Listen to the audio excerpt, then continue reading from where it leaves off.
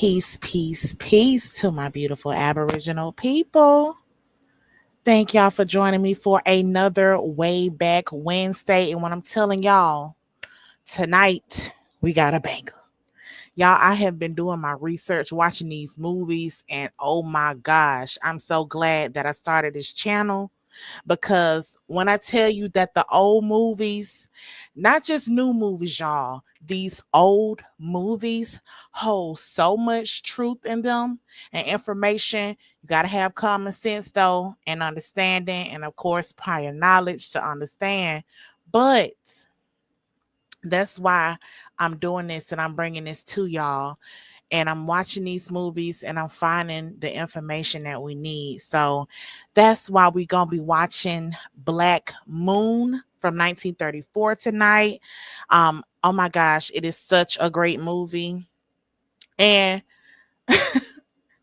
the word native is mentioned so many times in this movie.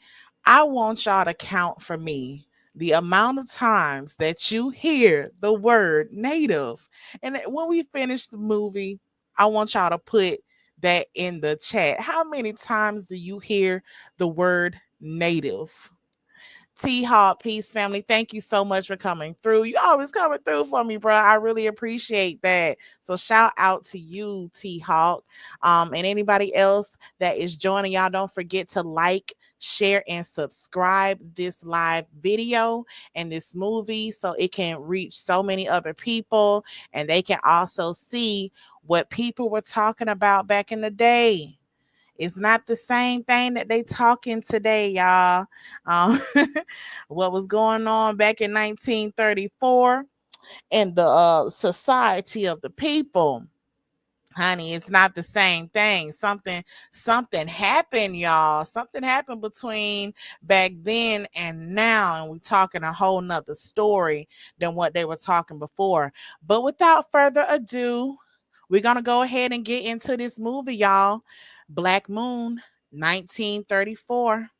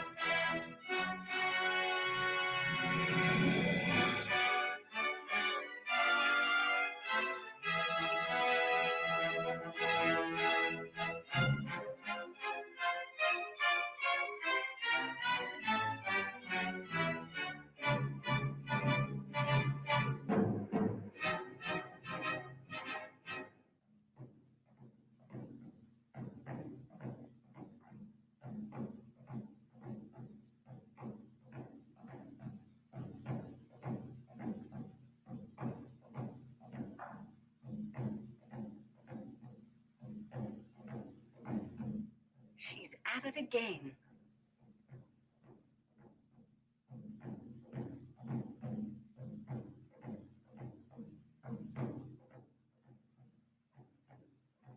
Hear that? This may sound silly and have no bearing on the case, but she's always playing with drums. Not toy drums, but native drums from the island of San Cristobal. She was born there. There are 2 white people there, her uncle and an overseer, and a couple of thousand blacks. A few days ago, I arranged my business so I could make this trip. I suggested it to her, but she would have no part of it. And that's why, at Dr. Linden's suggestion, I'm consulting you as a psychiatrist. Lyndon says there's not a thing wrong with her physically, though nervously she's been in bad shape. She seems to be suffering a neurosis, as though there's something down there she's afraid of. Then why doesn't she want me with her? Something she doesn't want you to know. My advice is to let her face whatever it is by herself. And find it out in her own way? Exactly. I see. Thank you, Doctor. Not at all.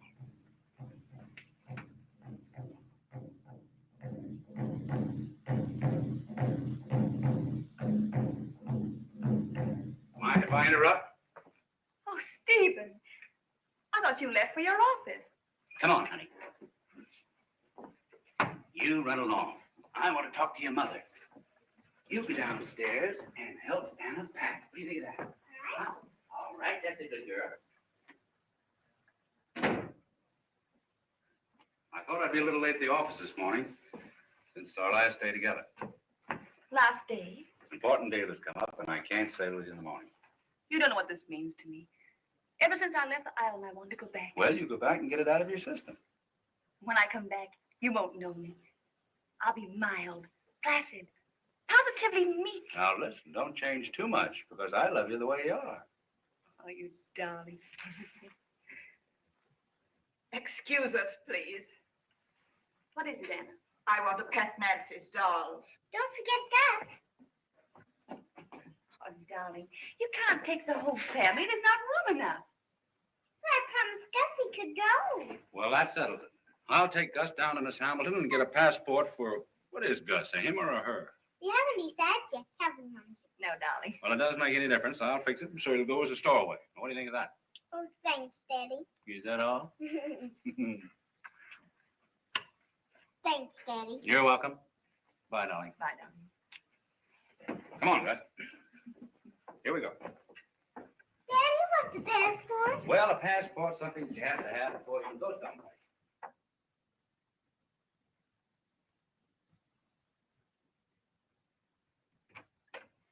Macklin. Nita. Oh, I'm so happy to see you. Oh, you haven't changed a bit. Nor have you, except to grow up and get prettier. Oh. How's everything at home? Oh, come, sit down. Tell me all about Uncle Raymond. Oh, he's well enough. In fact, he's planning on paying you a visit as soon as the island's quieted down. Quieted down? The voodoo drums are going. They started when the natives found out that you were coming back. For the first time in years, there was a sacrifice that night. Well, you don't mean to tell me that my coming has anything to do with the voodoo drum. Your uncle sent me here to tell you he didn't want you coming back to the island again. Macklin, I can't stand it here any longer. It's cold. I'm only half alive. I'm sorry, my dear, but your uncle's orders. Orders. Who is he to give me orders? He's only the man who saved you from a living death. Those natives never thanked him for sending you away from the island, and they've never forgotten it. Neither have I. How can you say that? You've a fine husband, a beautiful child. She looks just as you did. Before that black woman, Ruva, got hold of you and filled you with the sound of the drums and the sight of blood, poisoned you with the voodoo. Please, Macklin, don't you suppose I've fought against it year after year until it's driven me mad? I'm sorry, my dear, but your uncle sent me here to stop you coming at any cost. You can't stop me. I'll go when and where I please. Very well. Where are you going? To your husband with the whole story. Go to him. Tell him. Do anything you like. Because I'm going. I'm going home. The most practical wireless apparatus I've ever seen. I congratulate you, Mr. Chambers. Thank you, Mr. Lane. Will you excuse me, please? Certainly. How are you? How you do? Everything all set? Everything. Tickets, passports, baggage tags. Oh, yes, and seasick pills. Glad you didn't forget the seasick pills. Well, I think you better go home and finish your own packing. Mr. Lane, Yeah? do you know anyone who needs a good secretary? Secretary? No. Why? She's intelligent, not too bad looking, and a swell liar. Not you. Yes, me. You see, I'd rather not go on this trip. And if you don't mind, I'm quitting. But you can't quit. I can't get along without you. Oh, yes, you can. Anyway, I'm afraid you'll have to, Mr. Lane. You want a raise? You can have it. No. Oh, I see. You're in love. How did you guess it? Who is he? What's he like? He's the most wonderful man in the world. Yeah, they all say that, but has he got a job? Yes, a good job. When's the wedding? No wedding. What's wrong? What's wrong with all the wonderful men? Just one little thing a girl keeps running into. They're married. What are you going to do about it? Well, I'm not going to live in sin. Partly because he hasn't asked me to. And partly because I'm not cut out for that sort of thing. And I doubt very much if I'll kill myself. So, I'm ducking. Can't you wait until after the trip? I'm very much worried about Mrs. Lane. And I wouldn't feel right about her being down there without somebody that I could trust. As a special favor to me, won't you reconsider? As a favor to you? Yes. Well, all right. Thank you, Gail. Well, when you come back, you can write your own reference. Are you sure that there's nothing I can do? Gail, Yes, Mr. Lane? I've forgotten all about Gus. Oh, Will you say that he gets in Nancy's cabin? right beside her pillow. Beg pardon, sir. Are you Stephen Lane? Yes. My name's Macklin. Macklin?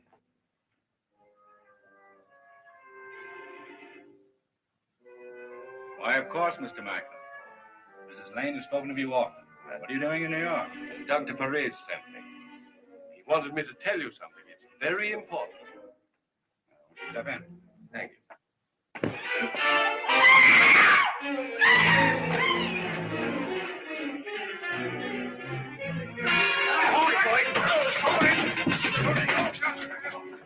Is he hurt badly?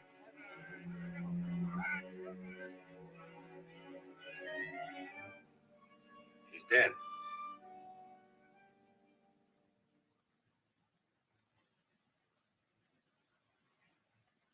Well, I've gotten rid of the detectives and reporters. I told them that you're too ill to see them. Thank you, Stephen.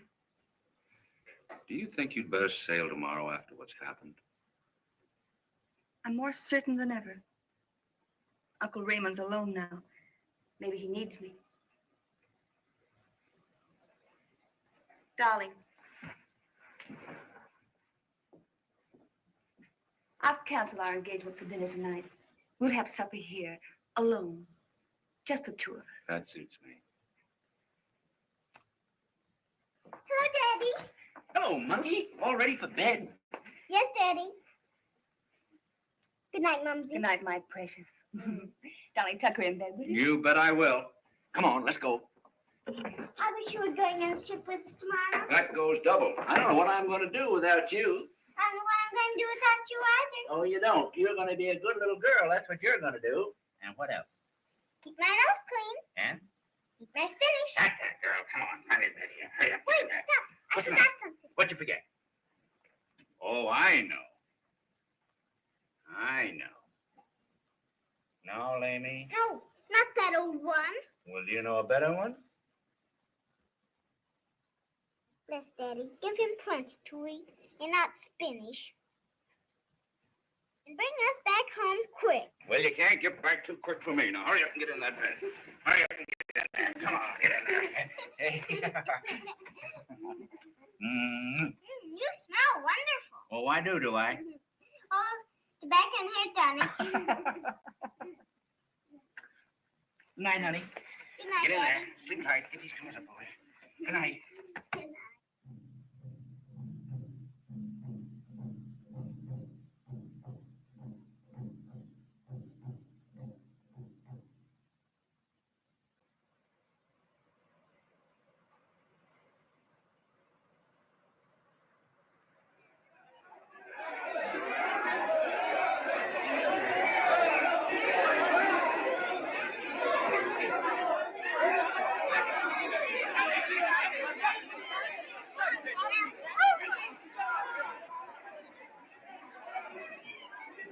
Oh, Nita. Oh, Pian. Oh, darling. Said what to you. Oh, This is Ruga. The nurse who raised me now as a little girl. Lee? Olive! Olive!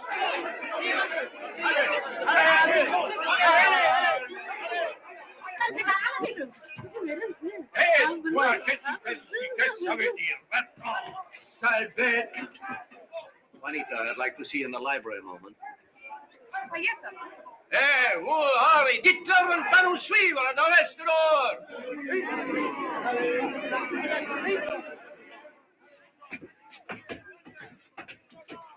did he see? Tell me about it.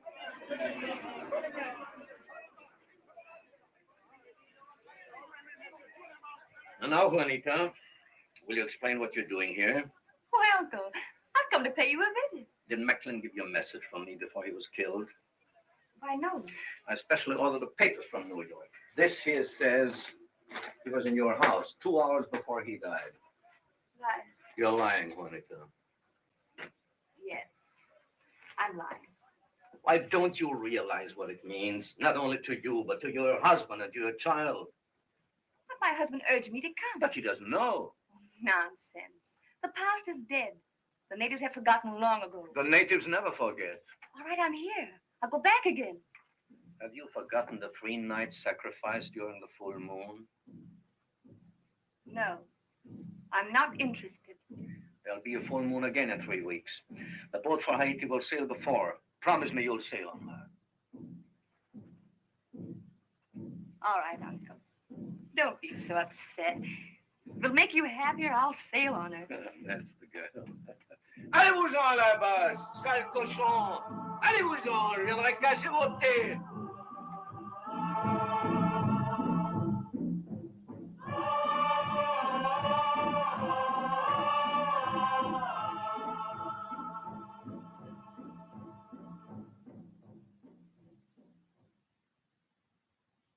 La service Petro dans 4 jours, mademoiselle.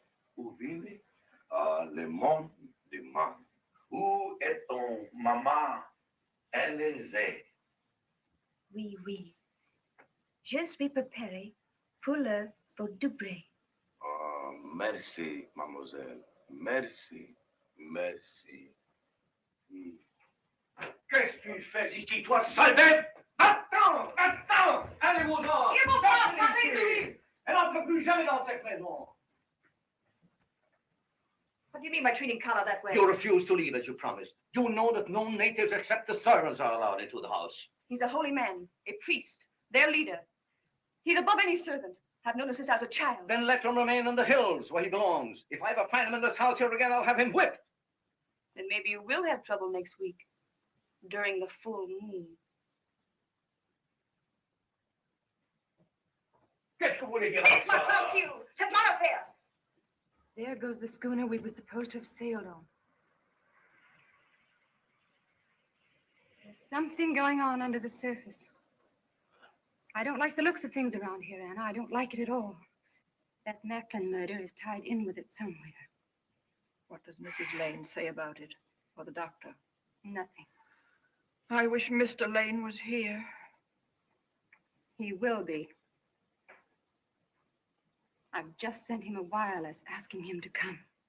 Oh, Anna, look what I can do. Nancy, how many times have I told you to stay with me? You leave such things alone. Femme-la-bouche! You mind your own business. Femme-la-bouche! Get out of You here. blast Get out! out of here. Whoever Femme-la-bouche! lay hands on you, Femme-la-bouche! please. Femme-la-bouche! Don't, Anna. You must be more careful. Now listen, sweetheart. You run into the house like a good little girl, And Gail will be in a minute. Will you play house with me? Yes, I'll play house with you. And I'll be your little girl.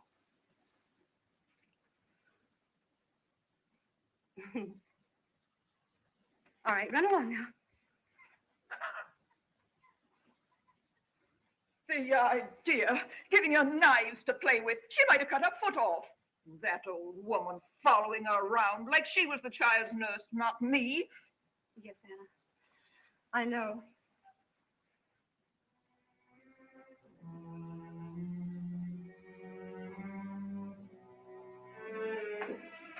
Mrs. Lane, excuse me. Could I talk to you? Well, I'm worried about Nancy. That woman, Ruba, has been following her around. She gave her one of those native knives to play with. My dear Gail, you're being perfectly absurd. But if anything should happen to her... What could happen to her?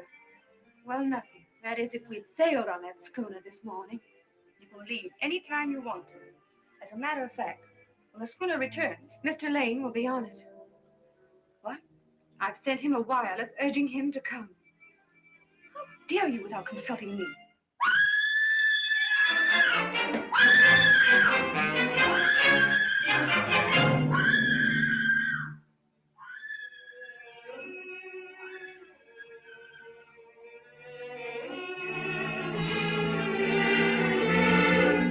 nurse operator.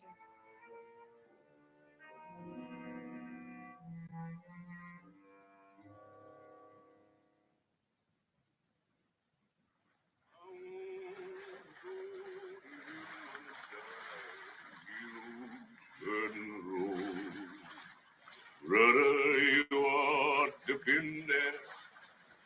Yeah. Good afternoon, sir. Enjoying your trip? You bet. Well, sitting in the kingdom, we heroes can roll. Roll, John, roll. Roll, John, roll. I want to go to heaven. Where are you from? Georgia, sir. My name is Lunch McLaren, from Augusta. What are you doing way down here? Oh, Georgia got a little too small for me. What kind of an island was San Cristobal?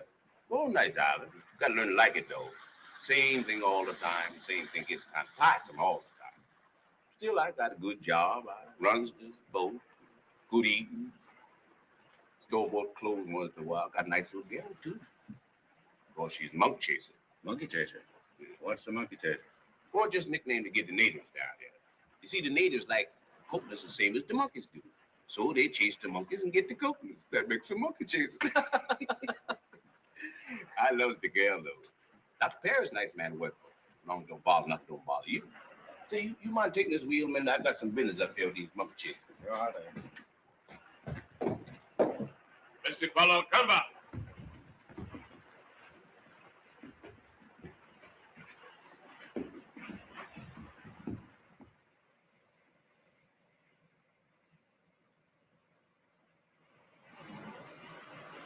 Mrs. Lane is very sorry that she couldn't come to meet you.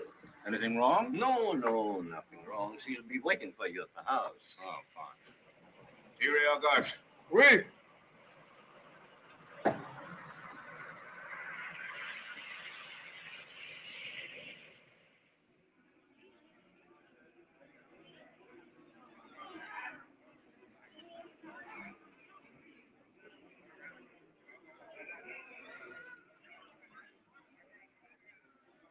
Oh, Mr. Lane, I'm so glad you've come. Gail, how are you? Excuse my not meeting the boat, but I've been looking for Nancy. I can't find her. She's not with her mother or Anna? No, I can't find Anna. Why, I've seen Nancy a few hours ago.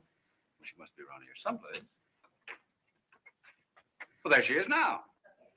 Daddy! Well, my darling little girl, where have you been? So glad to see My you. darling, I'm so glad to see you. I haven't seen you for 100 years. Oh, yes, you have. It's only been 2 weeks and 3 days. Well, they seem like 100 years.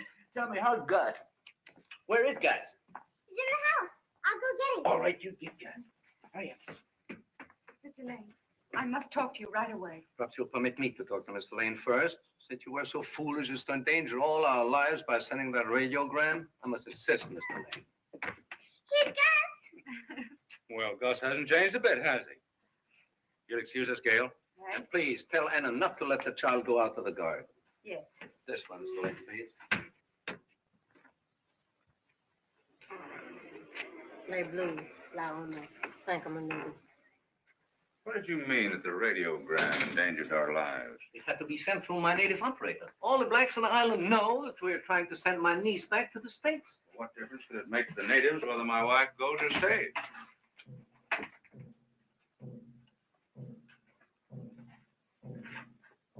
Listen, the sun is just setting. What is it? Drums, the Rada drums, Rada drums. blood worship, sacrifice to the black gods. You call it voodoo. What does it mean? Who knows? But this I do know. Never have the drums beat so in St. Christopher without trouble. For the natives?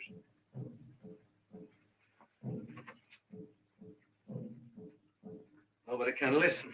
Please. Something is happening. You ask me what, and I can only say I do not know. I merely consider this. We have 5 whites. 2 of them are women and 1 is a helpless child. And around us are 2,000 blacks. Fully 3/4 of these are hill bandits, fugitives from Haiti. If you knew this danger existed, why did you allow Juanita to stay here? Juanita would not leave. Why not? I don't know. But if you love her, persuade her. Somehow take her away from here. Stephen. Hello, darling. What are you doing here when you promised not to come? I'm here to take you home. Home? I don't understand. Your uncle says there's danger here. The natives are restless. Oh, you've been listening to Uncle Raymond. He's afraid of ghosts. Of natives he's whipped and killed. There's no danger.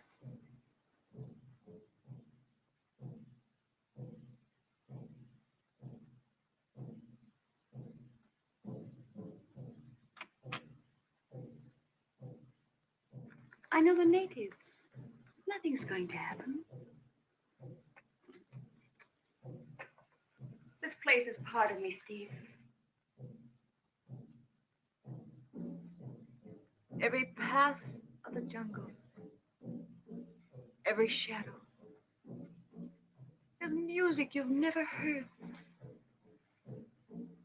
For the first time in years, I'm at peace.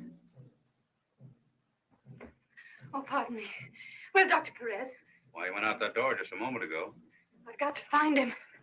What's the trouble? I went looking for Anna. Yes? I found her. Something horrible has happened. What? We've got to find Dr. Perez.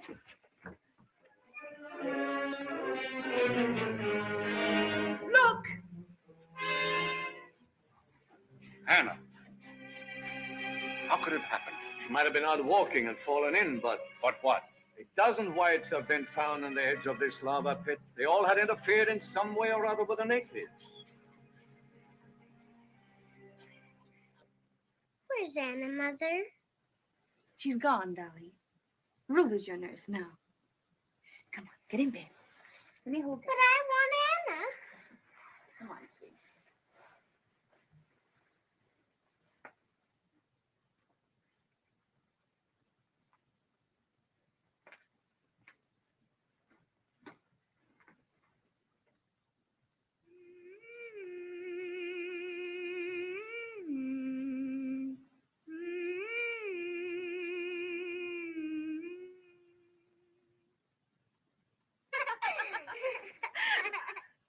King's eggs, king's eggs.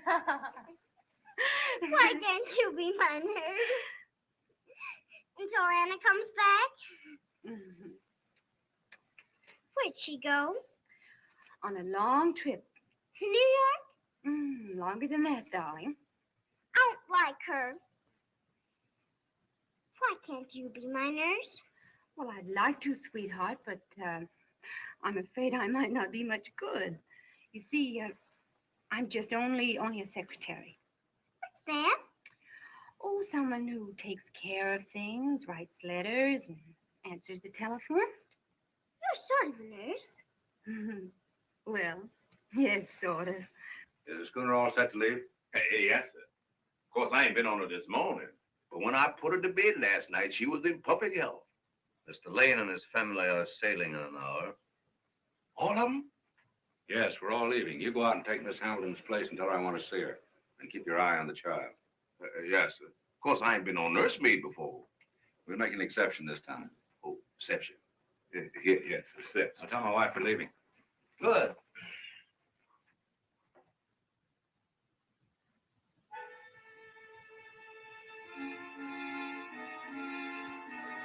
Voodoo.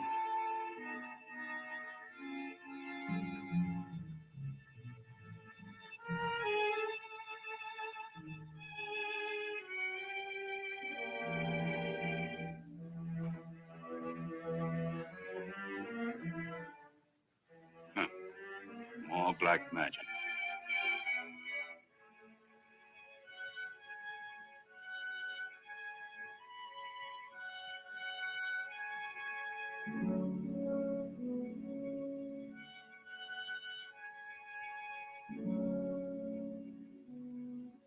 Oh, Gail, Yes? may I see you a moment? What's happened? Can you be ready to leave in an hour? I was ready to leave the minute I got here. I'd have gone crazy in another week if you hadn't come. Still thinking about quitting when you get back to New York? I'm afraid so. You can't be serious about that.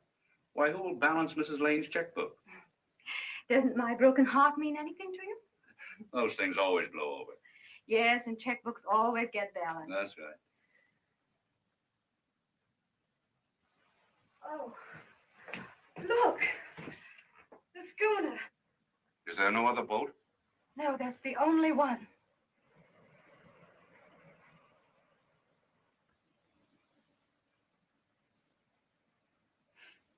Looks bad, doesn't it?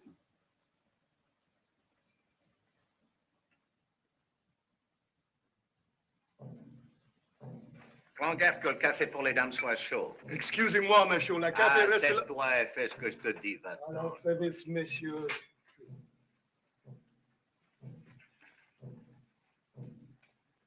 I wonder where she can be. Some of them must probably find her. Mrs. Lane is not in the house. I've looked everywhere. That's funny. I don't understand it. She probably went out for a walk. Alone this time of night? You forget that she was brought up in this island. You mind if I look? Not at all. Well, Nancy's alone. I'll sit with her until you find Mrs. Lane, if you wish. Thank you. Don't worry. I'm sure you'll find her. Yes, but I just don't understand it, that's all. Good night. Good night.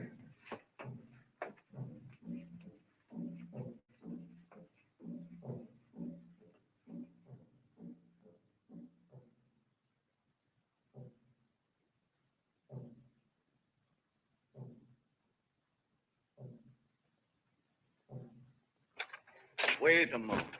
You'd be lost in 5 minutes if you'd go out there. She'd be back. The natives? Oh, they're all from the hills. Look here, Doctor. There's something at the bottom of this. Something that you haven't told me. My dear fellow, what possible reason should I have for hiding anything from you? She's gone out for walks. She's done it 100 times. You told me when I first got here that she was in danger, that I had to get her off the island. Perhaps I exaggerate. That doesn't account for Anna's death or the stolen schooner. There have been native uprisings here before. That's why we built this tower. Don't let it worry you. Come on, give her a little more time. Would you like to look inside, eh?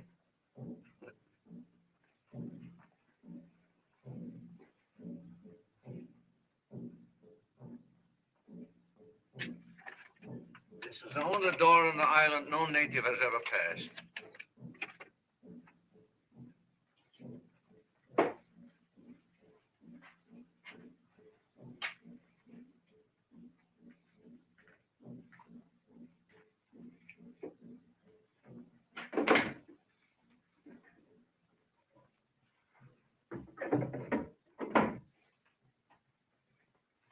These stairs lead to the tower above.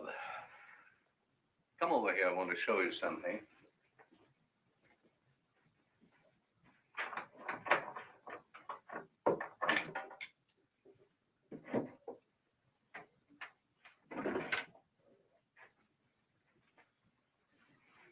I see you're prepared. We've been prepared for the last 100 years. 6 times the blacks have tried to wipe us out. I suppose you're acquainted with the Negro superstition that 7 is their lucky number. If life is so cheap down here, both black and white, why do you remain? Our family has been in the saddle in St. Christopher for the last 200 years. Many have died, but none has ever run away. I see. Well, shall we go back to the house? All right.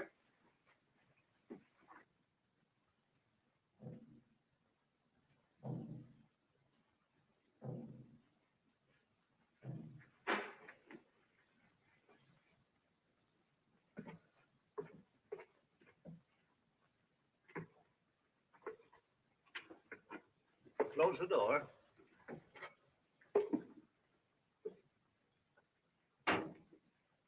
This way.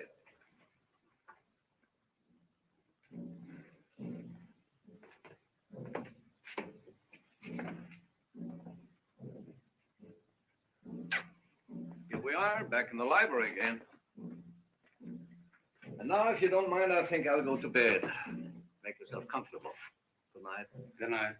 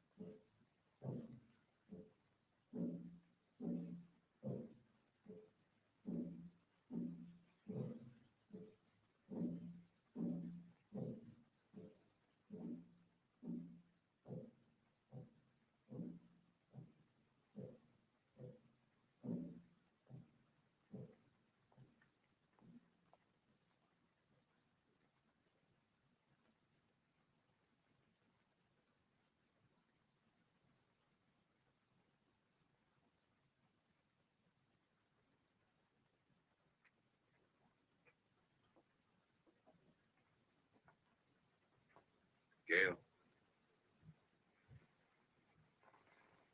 Gail. Oh. What time is it? 2 o'clock. The drums have stopped beating. Yes. I think you better go to bed now.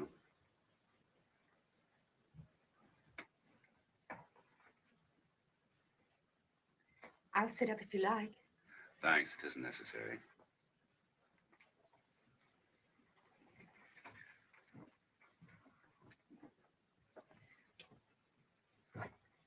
Nothing else I can do? Thank you, no. You better get some sleep. All right. Good night. Good night.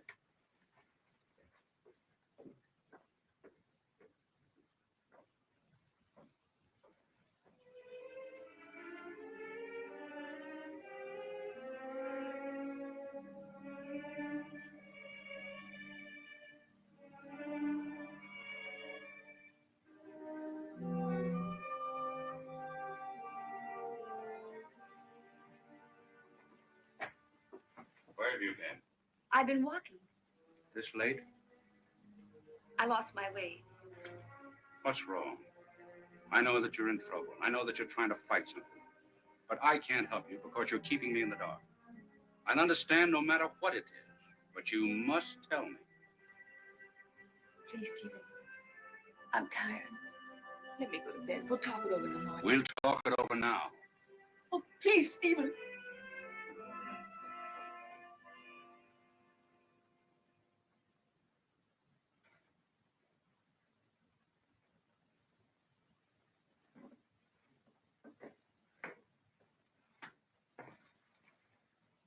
You heard? Yes. I'm taking Juanita home. But how? Where's your wireless? In there. I'm sending a message to Port-au-Prince for a boat. But my operator was killed. I'm an operator. Very well. There it is. Can you see well enough? Yes. Where's the code book? Over there. Leave the door open. I've got it, LQO. Close the door.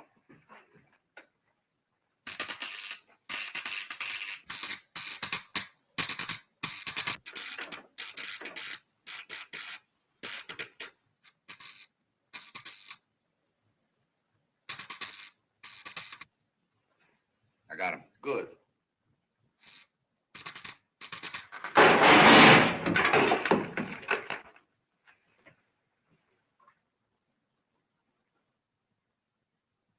We have no choice except to do as the doctor says. But hasn't he any idea of what will happen or how we can get away from this place? None. Our only chance is to act natural, pretend we're not afraid, and wait. Everywhere you go, eyes watching you. No sleep. Drums beating all night long and Anna, our friend, murdered. Oh, Gail, come here. Let's play hopscotch.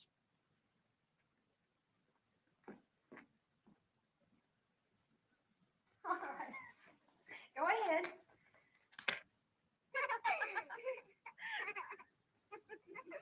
King's egg, king's egg.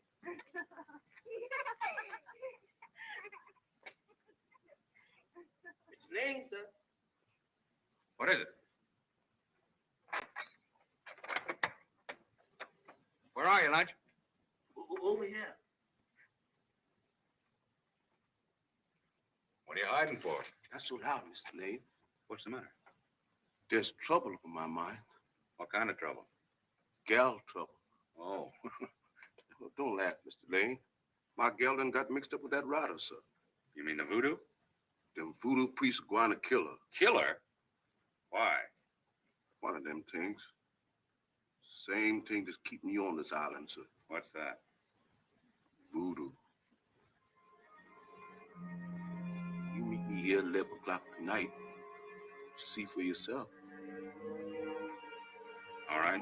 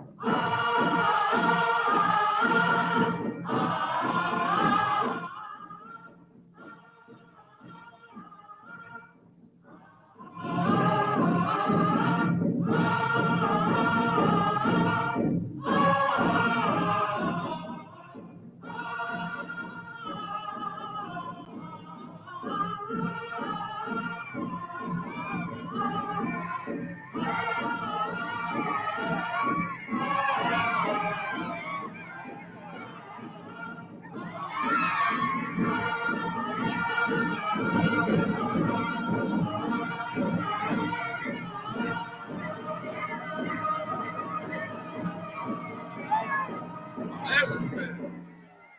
Ogun bedagle.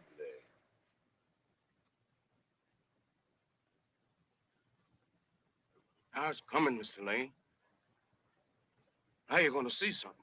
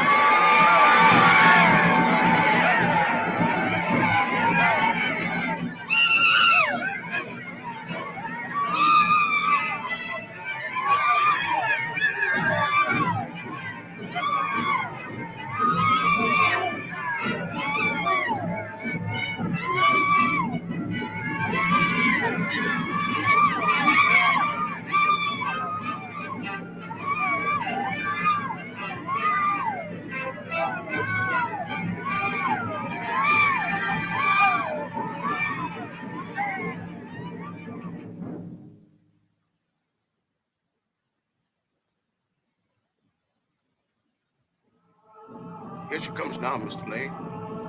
That's my gal.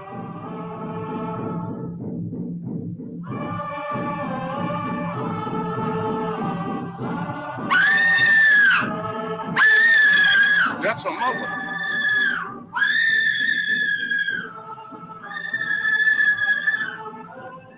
Lord, they're gonna do it. Accept set sacrifice. Ogun bodegle.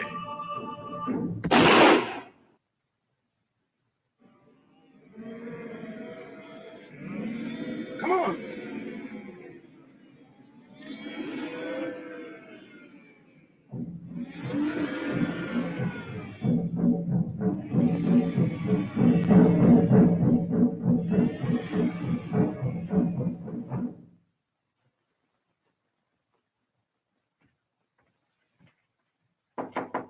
Lane.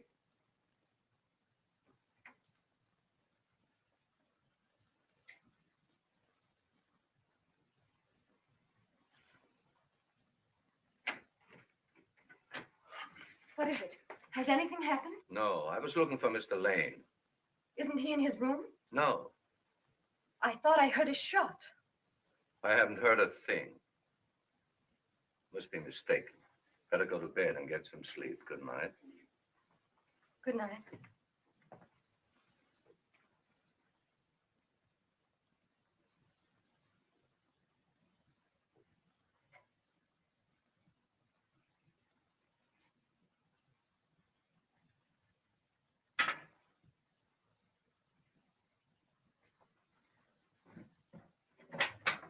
Where have you been? I've been in the jungle. I just seen the voodoo ceremony. I asked you not to leave the house. What happened? I couldn't stand it any longer, and I took a shot at that priest. You killed him? Knocked him cold? You've done the one thing that would save our lives. It's just like I told you. Them monkey chasers can't fight without no priest. Quite right. If their priest dies, they believe the gods are angry. There's no more danger with a priest dead. Not with that one. You leave us alone. I want to talk to Mr. Lane. Yes, I'll be right outside this thing. All right, now.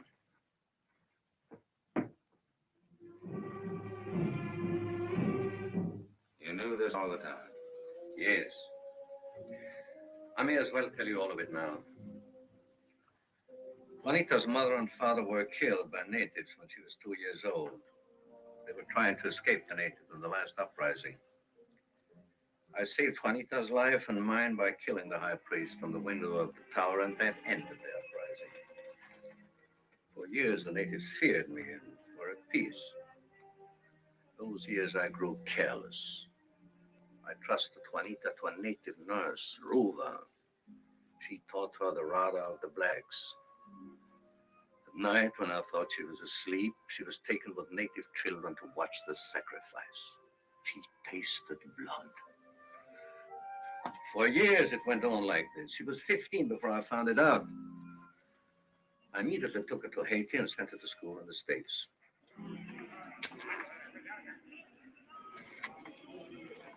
Restez là.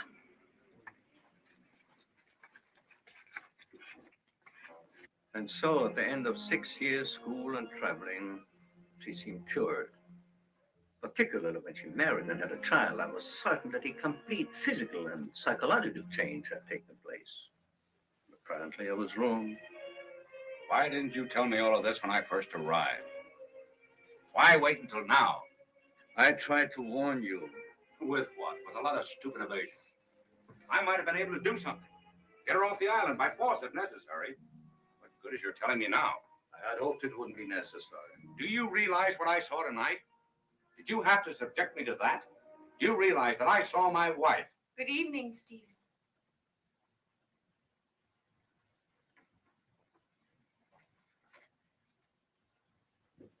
Uncle?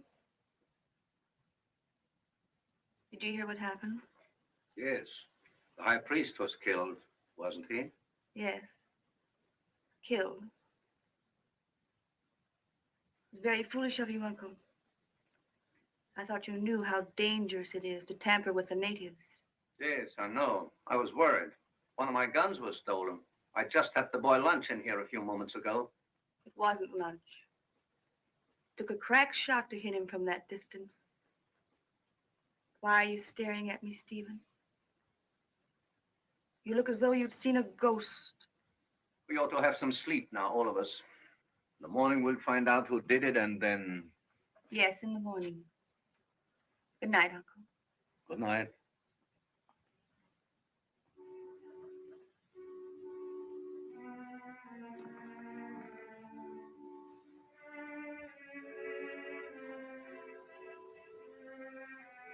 Goodbye, Stephen.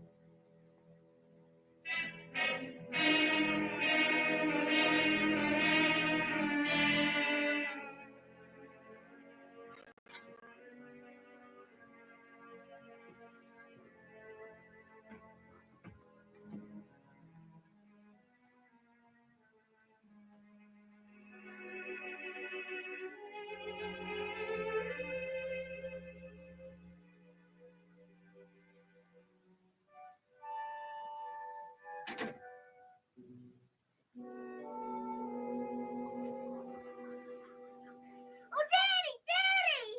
Oh, Daddy! I'm frightened! Daddy! Daddy's coming. Where are you? I'll be right there. Daddy! Daddy! All right. I'm coming. What is it, darling? I'm afraid! Well, honey, there's nothing to be afraid of. It's dark! Well, how'd you like to come down my room and go to sleep? Oh, I'd love it. Well, that's just what we'll do. Now I'm not afraid. Of course you're not afraid.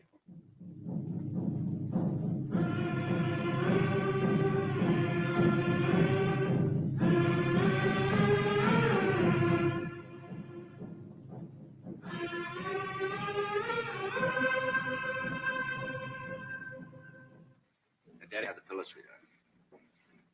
Now, how's that? It's just fine, Daddy. Where are you going to sleep? I'm gonna sleep right over there. Oh, goody, goody. Come back here. Come back here, you little monkey. Now, is everything all right? Yes, Daddy. Oh, no, it isn't. I'm thirsty.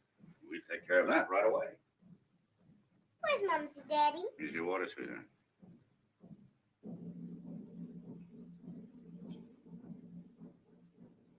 You were thirsty, Thanks. weren't you? I'll say. Now, you get to bed, monkey, and get to sleep. Good night, darling. Good night.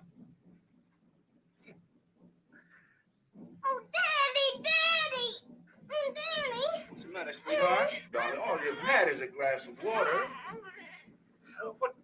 What is it, sweetheart?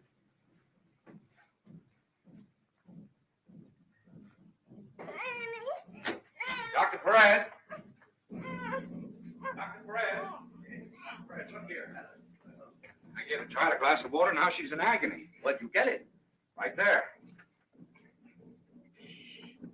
Surda.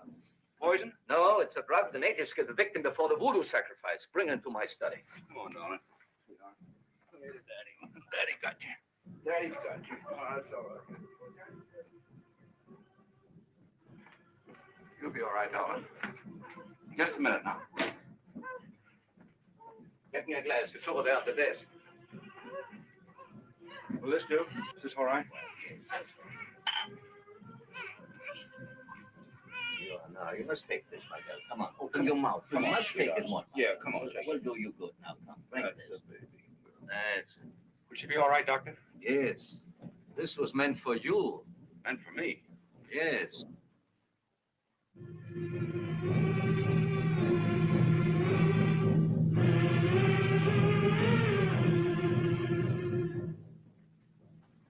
My goodness, I'm sick. Feel better, honey? I don't taste better. You taste pretty good to me.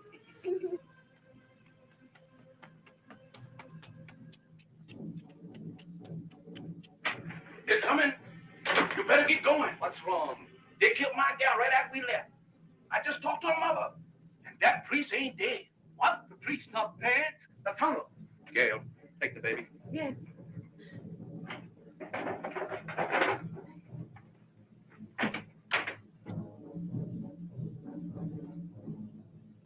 Miss Lane, you got your gun? Now is the time.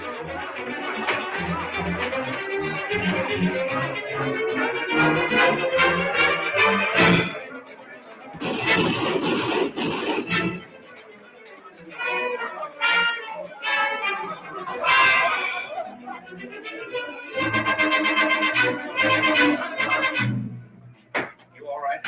Yes. Take this, the flashlight. Come upstairs with me. Lane, get yourself a rifle.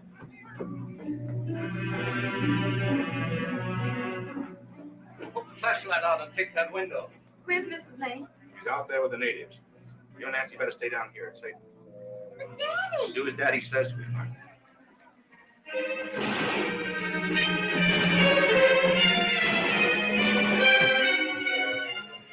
Where's the enemies? There's plenty of them.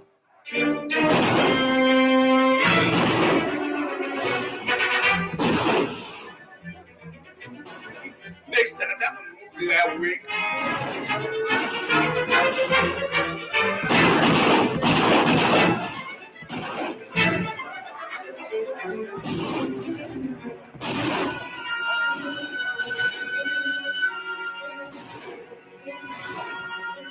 Danny, I'll take you on. Over the set plus. Let the fire!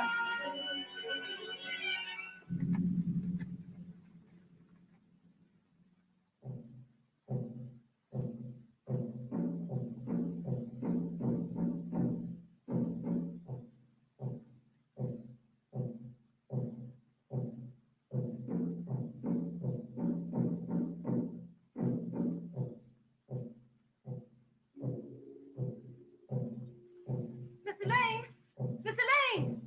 Mr. Lane!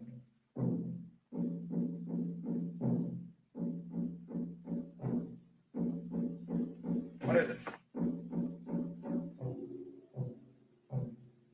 They started a fire in the tunnel. Daddy! Daddy! We better get Nancy out of here.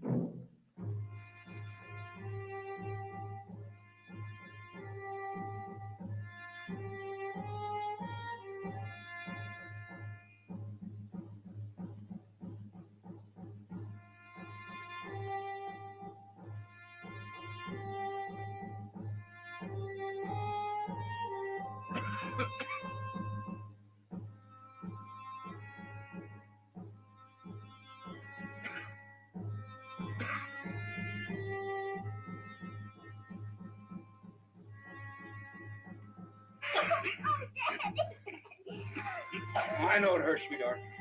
But I can't breathe. That settles it. We've got to get Nancy out of here. You haven't got a chance. Yes, I have. The moon's going down and it's dark outside. I'll make a break for it. If they get me, you'll hear shots. You take Nancy and go the other way. No, you're the father. You take her and I'll make the break. Hooray!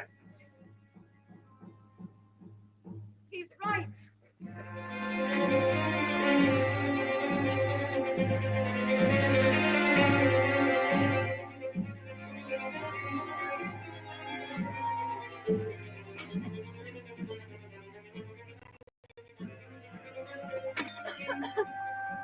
Wait till he gets over there. Daddy! It's all right, sweetheart. We'll be out in a minute.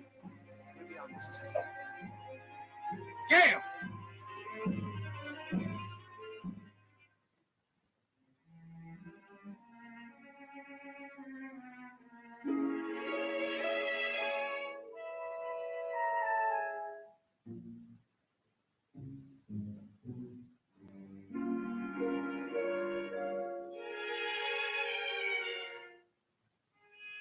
Juanita, I don't care what happens to me, but you must promise that Miss Hamilton, the baby, get home. Nancy is home. In her own room now. You can't realize what you're doing. I do realize. I own San Christopher when my uncle dies. It will be when we find him. You kill him? Your own uncle? My poor natives. You oppress them. There is much hatred. I must give way. This is murder. Not murder. Sacrifice. Tonight my people demand blood for blood. For their priest whom you tried to kill. If it were my own blood, my child's, I would give it. In the hills, the people are crying for death. For my uncle's death. Your death. And yours.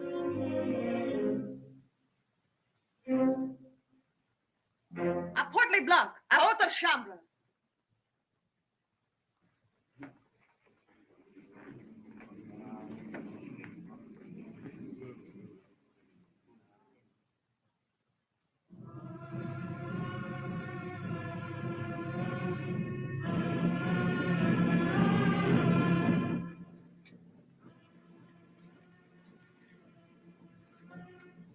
I don't suppose there's very much chance that we'll ever get out of this, is there? So I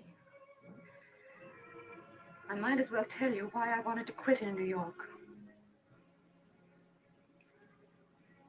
I wouldn't have told you in 1,000 years, but now. Well, I don't care what happens. So long as we go together.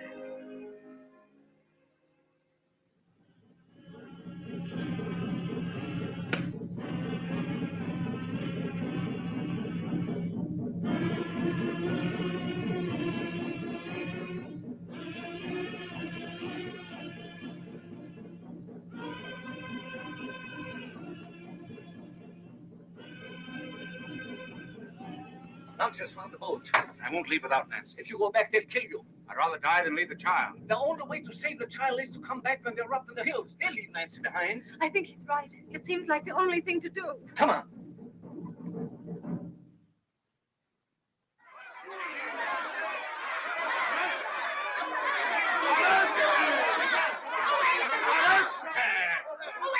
Arreste!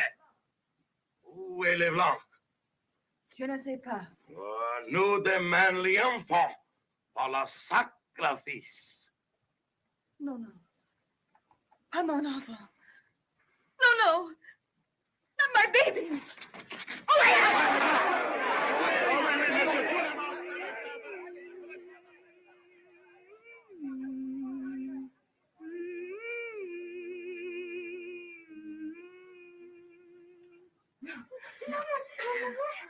Nous demand. It can't hurt my darling, no.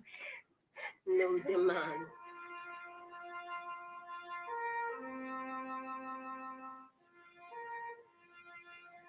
Nous demand.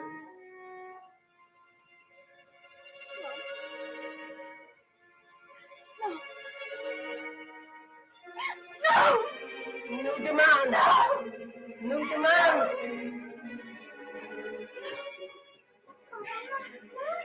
not, darling. It won't hurt you, darling. No, no, no.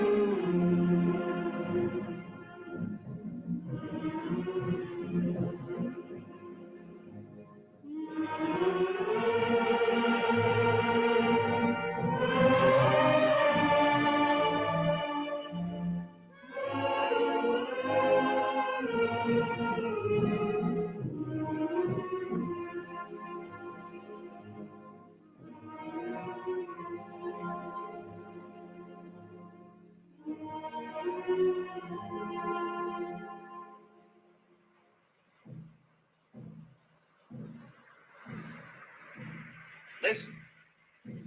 They've gone back to the hills. Now's the time to go ashore. There must be only a few guarding, Nancy. We can get it back here before they find out. All ready, lunch? Mr. Lane, can't I go too? You crowded your luck enough for one day. My luck will stand it. No, you'd better stay. All right, lunch?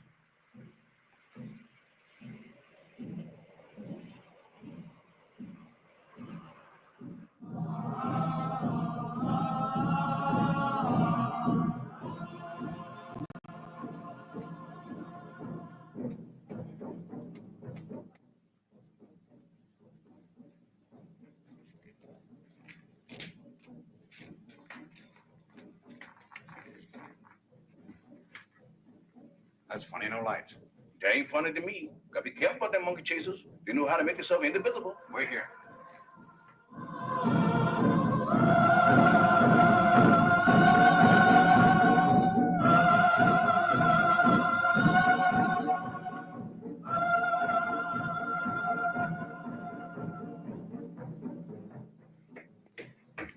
She's gone. Rather. Let's go.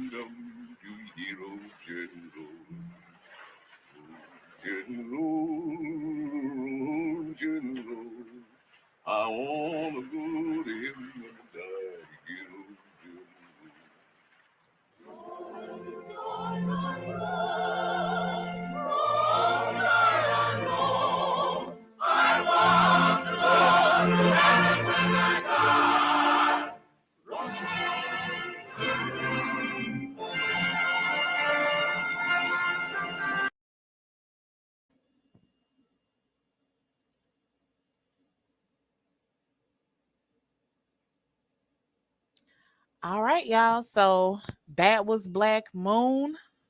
Let me know if y'all enjoyed that. I did.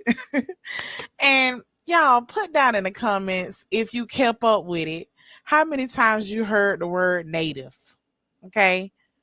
For me, it was 27 times. 27 times they said that these people were natives of San Christopher. And if y'all don't know, San Christopher is in the beautiful islands of St. Kitts and Nevis. Now, when I looked this up, right, I ended up finding something real interesting. Let me share that with y'all. So, if I look up San Christopher, hold on. Here we go.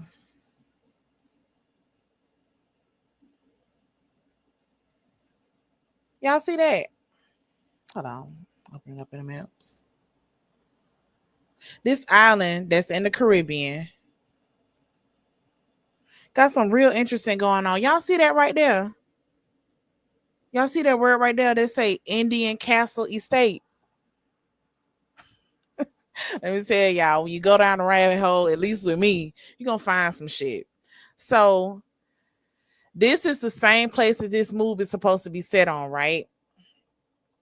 And they got a place called Indian Castle Estate. Now, if you look at this place, look at it. I mean, somebody literally described it as a dumping ground. A dumping ground. Like it ain't nothing there. It's just wasteland. But why in the hell is it named Indian Castle Estate? Nobody said nothing. Nobody knows why it's named that. So of course I gotta go and try to do some type of digging, some type of research myself, because we ain't just gonna walk past that. Like that shit ain't just say Indian Castle. You know what I'm saying? Like everybody else doing. I'm not finna just walk past that. So of course I gotta do my digging, right? And I end up finding this. Now, this ain't in St. Kitts. This is not in the islands, but this is talking about castles, Indian castles to be specific, in America. I'm finna share this with y'all because I ain't finna read all of these. So that y'all can look into this yourself and see what they talking about when they say Indian castles, okay? Because if you know, if y'all don't know, and a lot of people don't know this, but all them castles that y'all see in Europe, them type castles was in America before they was over in Europe. England was in America before it was over there in Europe. But we ain't gonna get into all that because that rabbit hole go way deep. It go too deep. And if y'all haven't put nothing in the chat about them about the times that they said native, it was 27. 27 times they used the word native to describe them people at St. Kitts and Nevis. So back to what we was talking about. These people are supposed to be in the islands, right? They're natives of the island and they practicing what they call voodoo. Now, don't get me wrong. What we seeing in these movies is not what real voodoo is. You know, it's white people's interpretation of it. It's also propaganda. You know, they're trying to paint it as something that's evil. They're trying to paint it as witchcraft, you know, something that's negative. But we're not gonna throw the baby out with the bathwater over here. It's some real facts, some interesting things, information that you're not gonna hear in today's mainstream media, right? That you will still hear from media back then, because that it wasn't their agenda to make us African back then. It was their agenda to send us over to Africa, but not that we are African, but that all black people around the world come out of Africa. That was the story back then. But the story back then was not the transatlantic slave trade.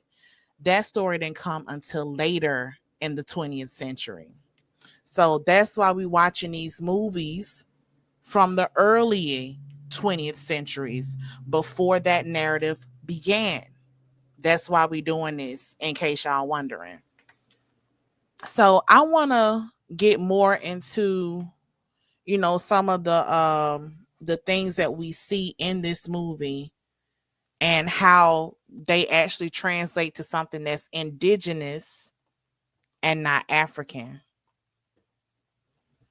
And I want to share this article with y'all. So we're gonna go over this article, right? Because it's really interesting, the things that it talks about and some of the things that it get into when it comes to voodoo in America, okay, and how it's been practiced in America, how it has been portrayed in the American media.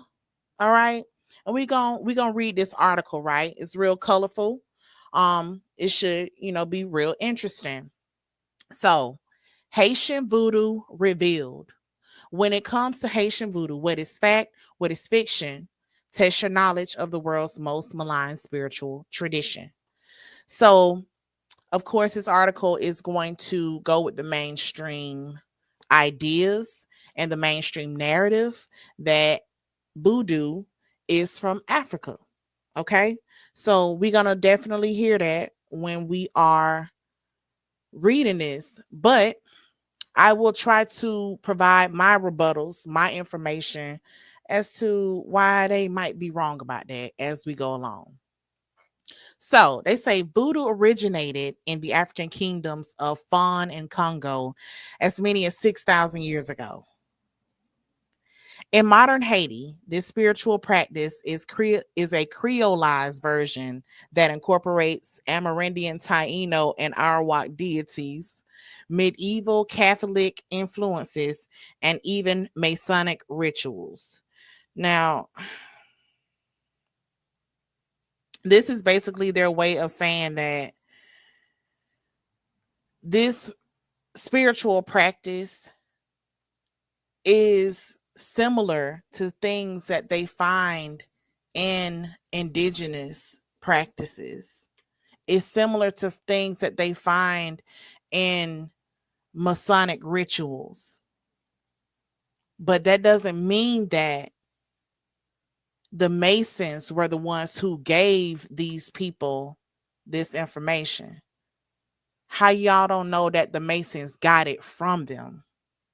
You see what I'm saying? Which one is older? Is the voodoo older or is the Freemasons older? I would say that the Freemasons got it from the voodoo. So, by and large, people associate voodoo with evil, devil worship, and violent animal sacrifice.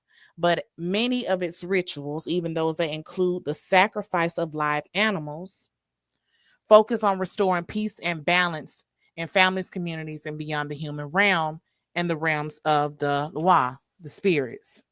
If y'all watch my last bill on Apocalypto, you should be finding, you should be hearing something that sounds real similar when it comes to sacrifice and restoring balance and peace in the cosmos. So already we're seeing a similarity between this spiritual practices and other American spiritual practices, right? We don't have to go to Africa to find a possible origin of this spirituality that they call voodoo. We can stay right here in America, right here in the West Indies. Okay, we ain't got to cross the Atlantic Ocean. Let's continue though. Voodoo religious leaders are respected figures in their communities, providing guidance, settling disputes, and providing medical care in the form of herbal healing. Priests or wogons and priestesses, mambo, dedicate their lives to helping people and assisting them in serving their loi. People who practice voodoo are known as voodooisans or voodoo sans, or in Haitian Creole, Savite, or the servants of the spirits. As Haitian nationals and the Haitian diaspora in Canada, okay, the United States and France become more open about their practice of voodoo, the truth about this enigmatic spiritual practice is slowly being revealed to the world.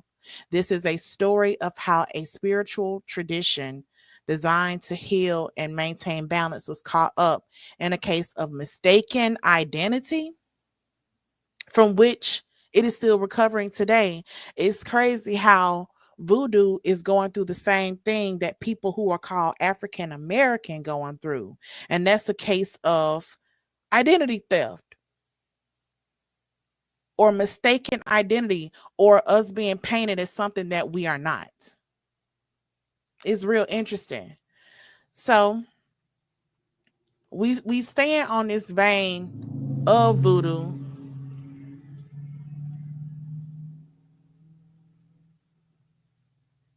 That was rude as hell. Sorry, y'all. Anyway, so we stand on this vein of voodoo, right? Because it is like one of those, mystical things that people are interested in but don't know much about. Okay. And it's like a deeply rooted practice in the islands and in the West Indies in particular. And, it's something that has always been associated with our people, people of the South in Louisiana, on the Georgia Sea Islands in Florida. But it's so mysticized and it's talked about, but not really, and everybody thinking it's from Africa, just like we do. And it shares, a lot of the same things that we are dealing with. So that's why I'm doing this whole series on voodoo, because it helps to tell the story, the real story of who we are and how we're connected to this land. Okay. So let's continue. So, is this devil worship or is that disinformation? So we finna get into it. A 2011 through 2012 exhibit at the Canadian Museum of Civilization suggests that voodoo was the target of a cultural disinformation campaign. So wait a minute. Are you saying that a government can put out propaganda of disinformation to get people to think a certain thing about a certain subject? Are you saying that that's something that's possible? Like they do that? And I'm being sarcastic, y'all. But anyway, I hope y'all following me. I really hope y'all get my drift. Anyway, between 1915 and 1934, and this movie that we just watched, Black Moon, was made in 1934. So it's definitely a part of this. Anyway, between 1915 and 1934, the United States Marine Corps occupied Haiti. Did y'all know that? Did y'all know that America sent troops over into Haiti, right? To try to kind of destabilize their government, because everybody know about the Haitian Revolution, right? And how they whooped the French ass and got them up out of there and basically took back their country, took back their independence in their own land. Well, the European powers, the Roman Catholic Church, could not have that. So they kept on trying to destabilize some people's government, and we got in the United States of America got into that too.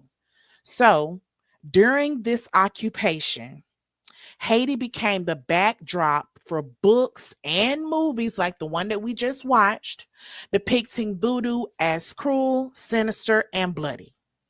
Tracing media depictions of Haitian voodoo over time, the museum showed how anti voodoo propaganda was deliberately spread to discredit anti occupation forces. So these people were trying to basically paint, the idea like they're doing today in the media. They're trying to paint this idea in American minds that the folks that's over there in Haiti with the guns that they call gangs, with leaders like the man they call barbecue, who are anti-occupation, are these evil people. They unaliving folks willy-nilly. You should not support them. Whatever they're doing, we need to stop it.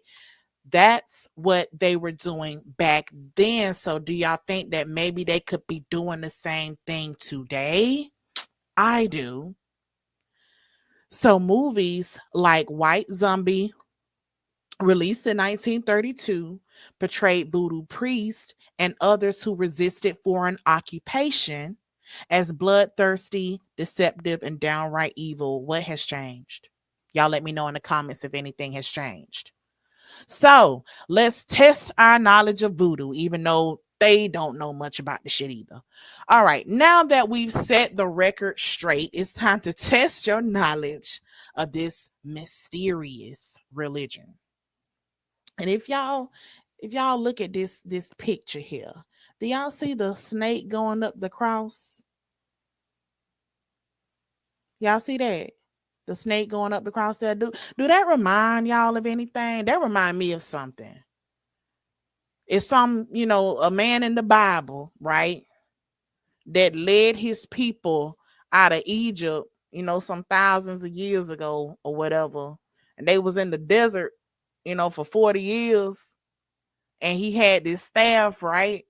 And that staff, it turned into a snake. I don't know if y'all remember that.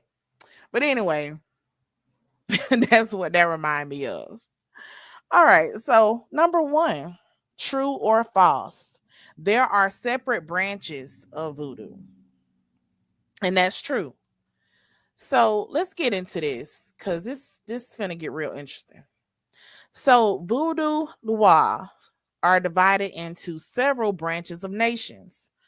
And those most prominent are Patois and Rada.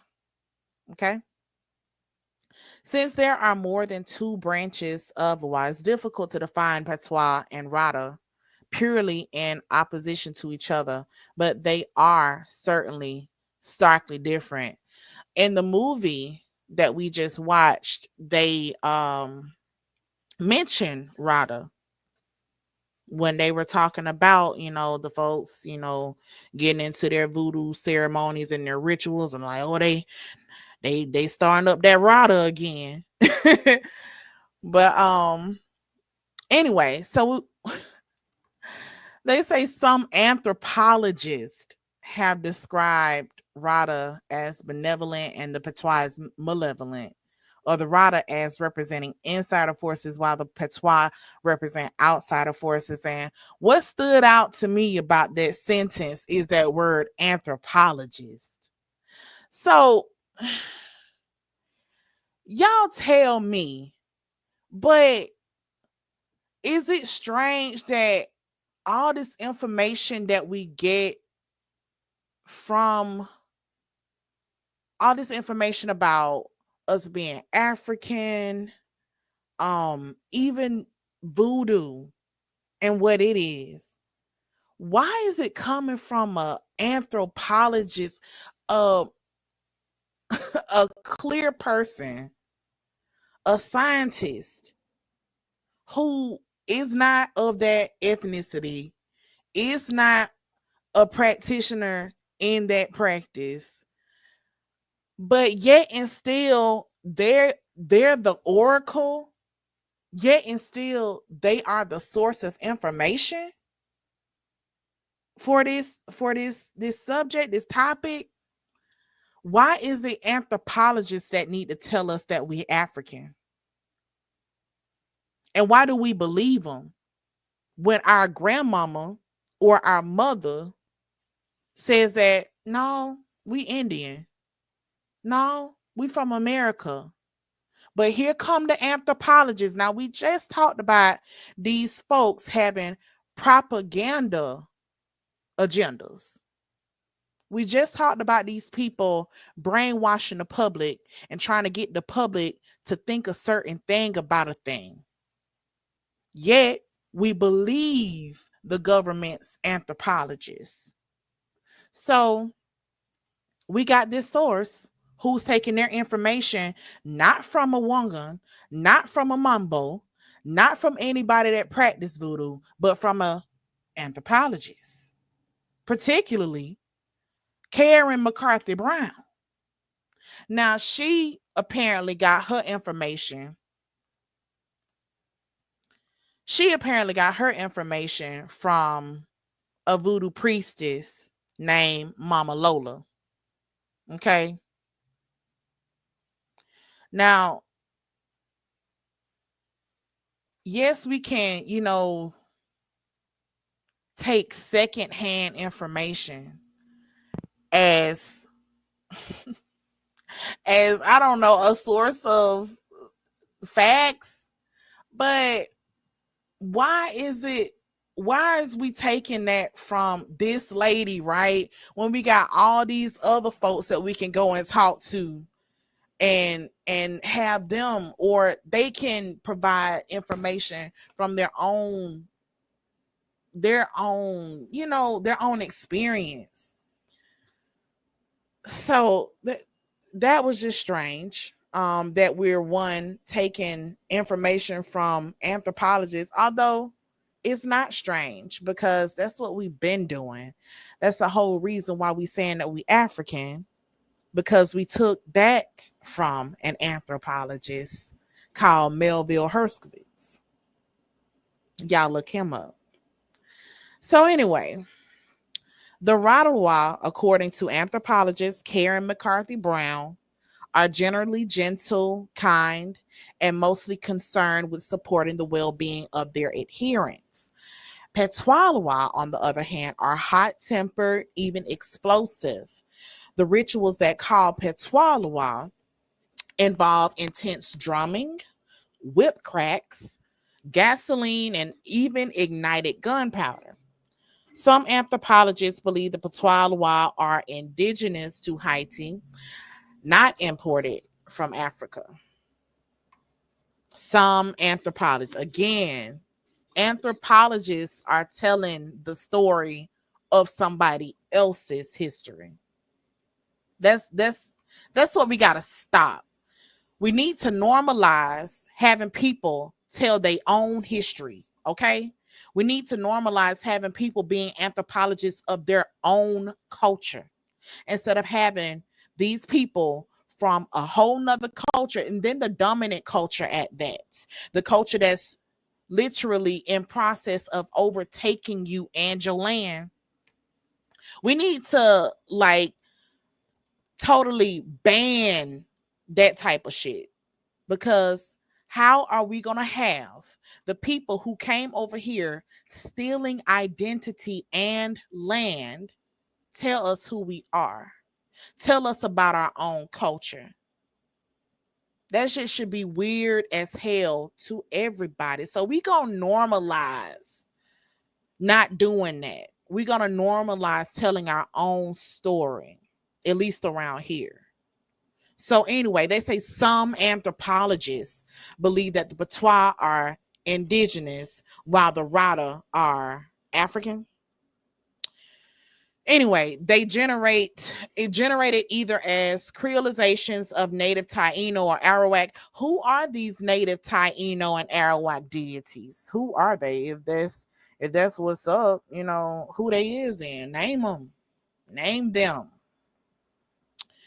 But anyway, they were born out of the need to survive harsh conditions and trauma that the enslaved voodooisan had to endure. We can illustrate this dichotomy with the two rival was Erzuli Frida and Erzuli Danto. two aspects of the same female deity, Erzuli Frida as a Radalois and Erzuli Danto as a Petois Lois. So, in the same way that a diamond has hundreds of facets, a voodoo spirit or Lois has seemingly unlimited size, just like a person, right? Practitioners understand that if the entire Lois, or in its full power, were to manifest itself, it would be overpowering. So they choose to invoke only one facet at a time. So they say Izuli Frida and Izuli Danto are each part of a whole, but are depicted in traditional Haitian folklore as starkly different. Azurli Frida is depicted as a fair-skinned bourgeoisie city woman who enjoys wealth, luxury, and the finer things in life, like perfumes, jewelry, and flowers. Her counterpart, Danto, a fierce defender of children, women, and society's rejects, is dark-skinned. Okay, listen, y'all. And she probably wears two distinct scars on her face. Whereas Frida might respond to a crisis by crying, Danto responds by becoming enraged. Let's stay on this for a little bit. So, Azurli Frida has been depicted as the Virgin Mary in a lot of West Indian societies. And another goddess that has been depicted as the Virgin Mary is Ishel. Hold on, let me share with you. Let me see how I can share this.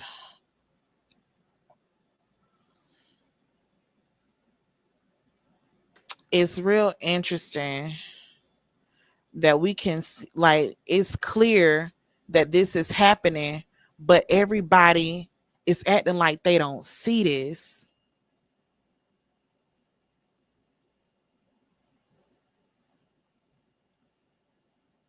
All right, y'all see this woman, right? This is a depiction of Ishel, the Mayan goddess of fertility, childbirth, nurturing, femininity, all of the same characteristics as Erzuli, the Haitian goddess or the Haitian Loa.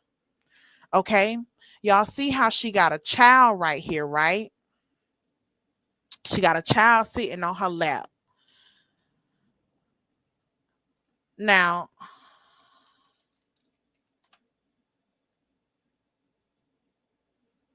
hold on, because they ain't giving me what I'm looking for.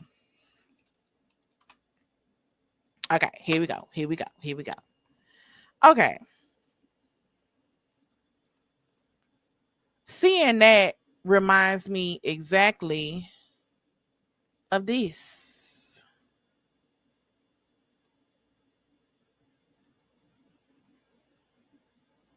The Virgin Mary, when she holding the baby.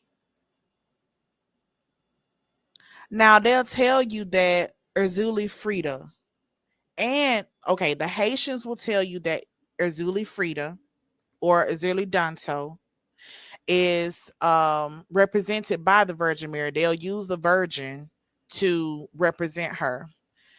Mexicans will tell you that they use the Virgin to represent Ishel or other deities like Ishel, the ones that represent femininity, childbirth, etc.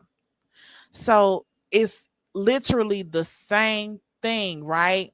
In the same area, Mexico and Haiti ain't far away from each other at all. They literally right there in the Gulf of Mexico. Like they like, I don't know, 500 miles or so, if that, apart from each other. So why are we not going to acknowledge the similarities between these two cultures? These if they're different, why are we going to the not even acknowledge? We gonna act like we don't see this. We gonna act like it ain't there, like this big ass elephant in the room. We gonna ignore that. We don't see that. but you want to make a comparison between or this culture in Haiti to one way across the Atlantic Ocean that is hard as hell to cross. Is that what we doing? Apparently that's what we're doing. But I'm here to disrupt all of that. All of that. Ain't nobody talking about it, so I am. Okay? The same thing is found here in American culture.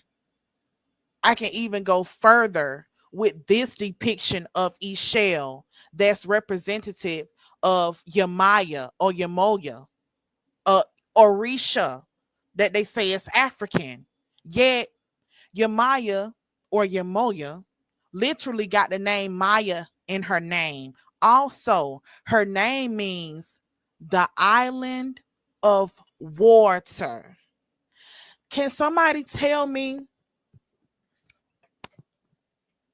Can somebody tell me how much water is in Africa? If y'all can put that in the chat for me, I would really appreciate it. If y'all can tell me which one between Africa and America has the most water? Which one between Africa and America? Put that in the chat for me, please. Which one between Africa and America literally looks like an island of the waters? I'm finna try to look that up for y'all. Hold on.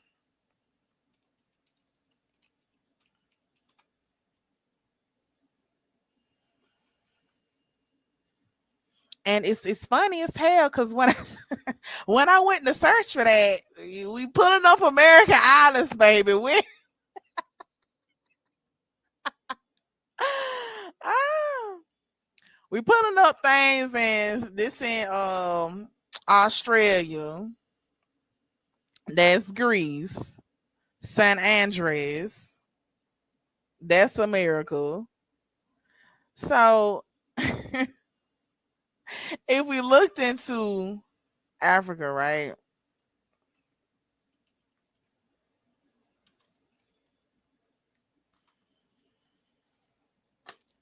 Well, damn. Y'all, I swear to God, I did not look this up. I swear to you, this is my first time looking into that. This is my first time searching that. Oh my God. Oh my God. Oh my God. Y'all, this is really sad. And I hate that I have to do this in order to prove the point. But come on, man. Like,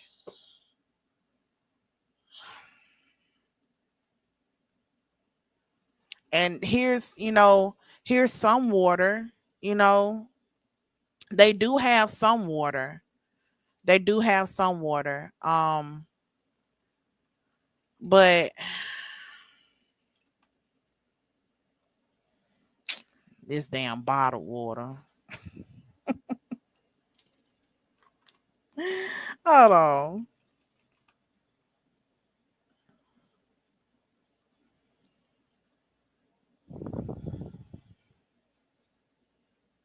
So it's some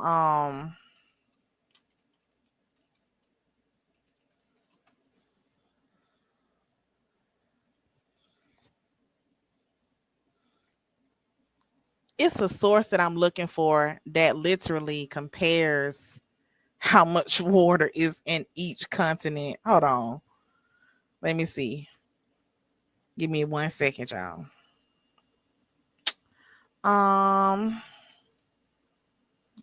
Springs are in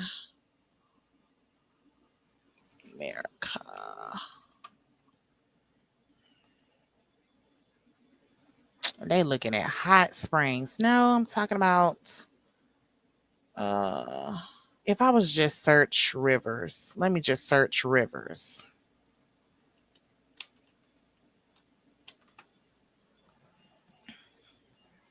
All right. So America has more than 250,000 rivers. Okay. And that's just North America, y'all. That's not even including Central and South America. Okay. It's just North America. Over 250,000 rivers.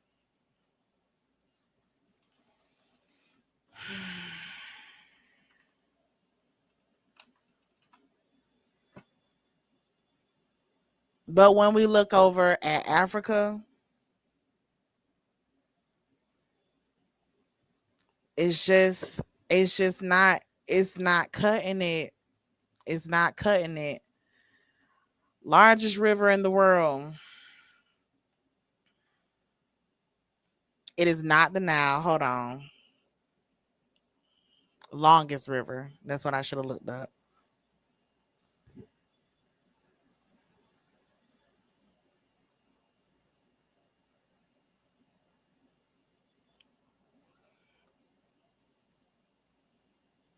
It should be the Amazon River.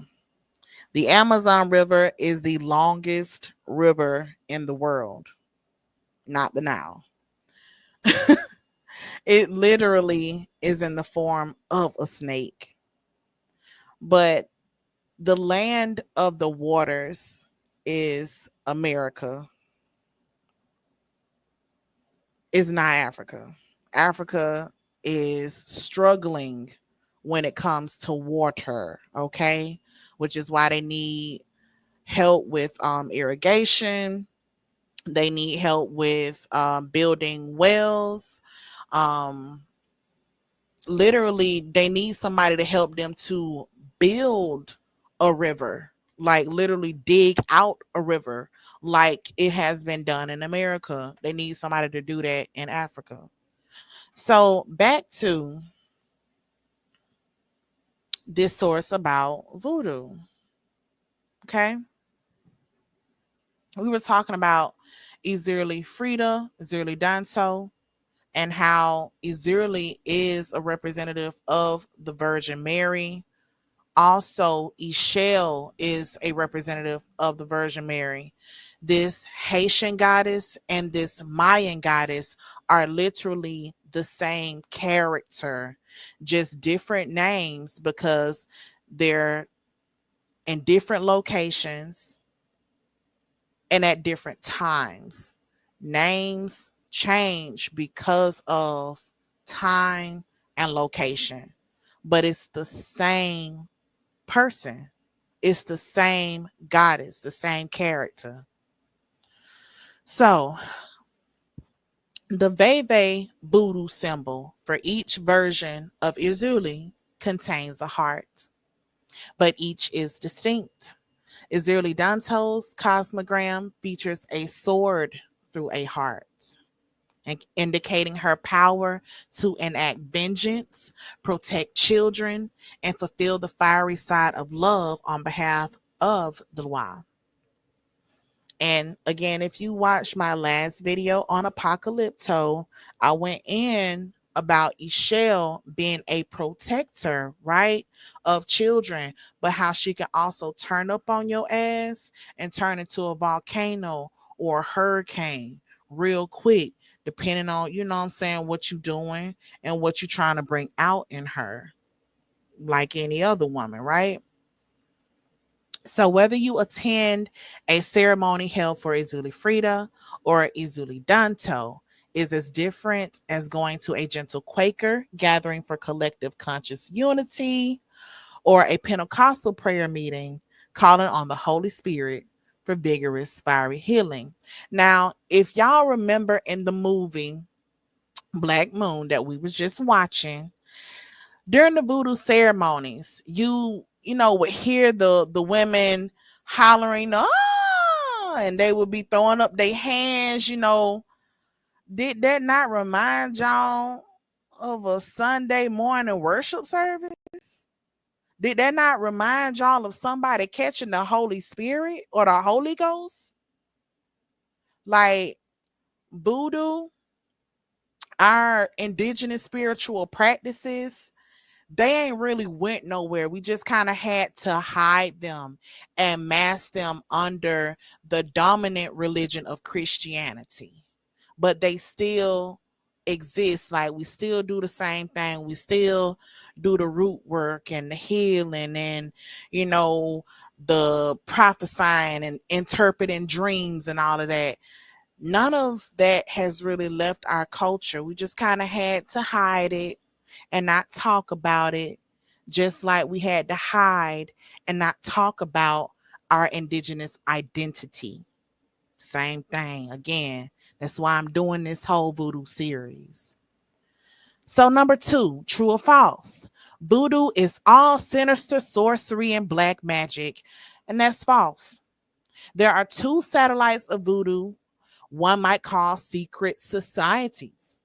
And these dark practices of these secret societies were mistakenly called voodoo by American officials in the early 1900s, causing confusion that persists to this day. That sounds familiar too. It's like these American officials calling folks African and niggas thinking that we African to this day. Anyway, these two secret societies are called Makaya and Bisongo, and they are what what one may more accurately consider dark magic or sorcery. Their practitioners use curses and incantations designed to cause harm. As opposed to patois and rata voodoo, these goals are to support and guide life. Makaya and Basongo employ practices harnessed against life. How did these secret societies arrive in Haiti? Y'all, it is said, just like I'm saying today, but who's right and who's wrong? Anyway, it is said that Bizongo started as a blend of West African bow and European necromancy brought to Hispaniola by colonizer. So, one, why why do we think that necromancy is European? I that's something I don't understand. So necromancy, look that up for y'all. Necromancy, the practice of communicating with the dead for the purpose of divination and sorcery. Why do we think that that started in Europe? Anybody? Ain't we been doing that over here for child since the beginning of time? Like what is the Day of the Dead, y'all? Don't we communicate with our ancestors all the time? But they say it's for the purpose of divination or sorcery. But we literally communicate with our ancestors all the time. So the whole thing about this being from somewhere else, y'all, that's something that keeps persisting. They have to say that this came from somewhere else. It has been embedded in people's minds that all of this came from somewhere else, but there's no proof. There's no evidence that this came from anywhere else.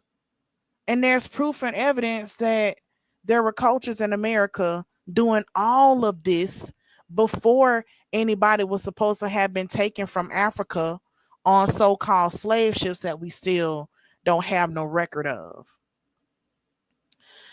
But anyway, they say that the story goes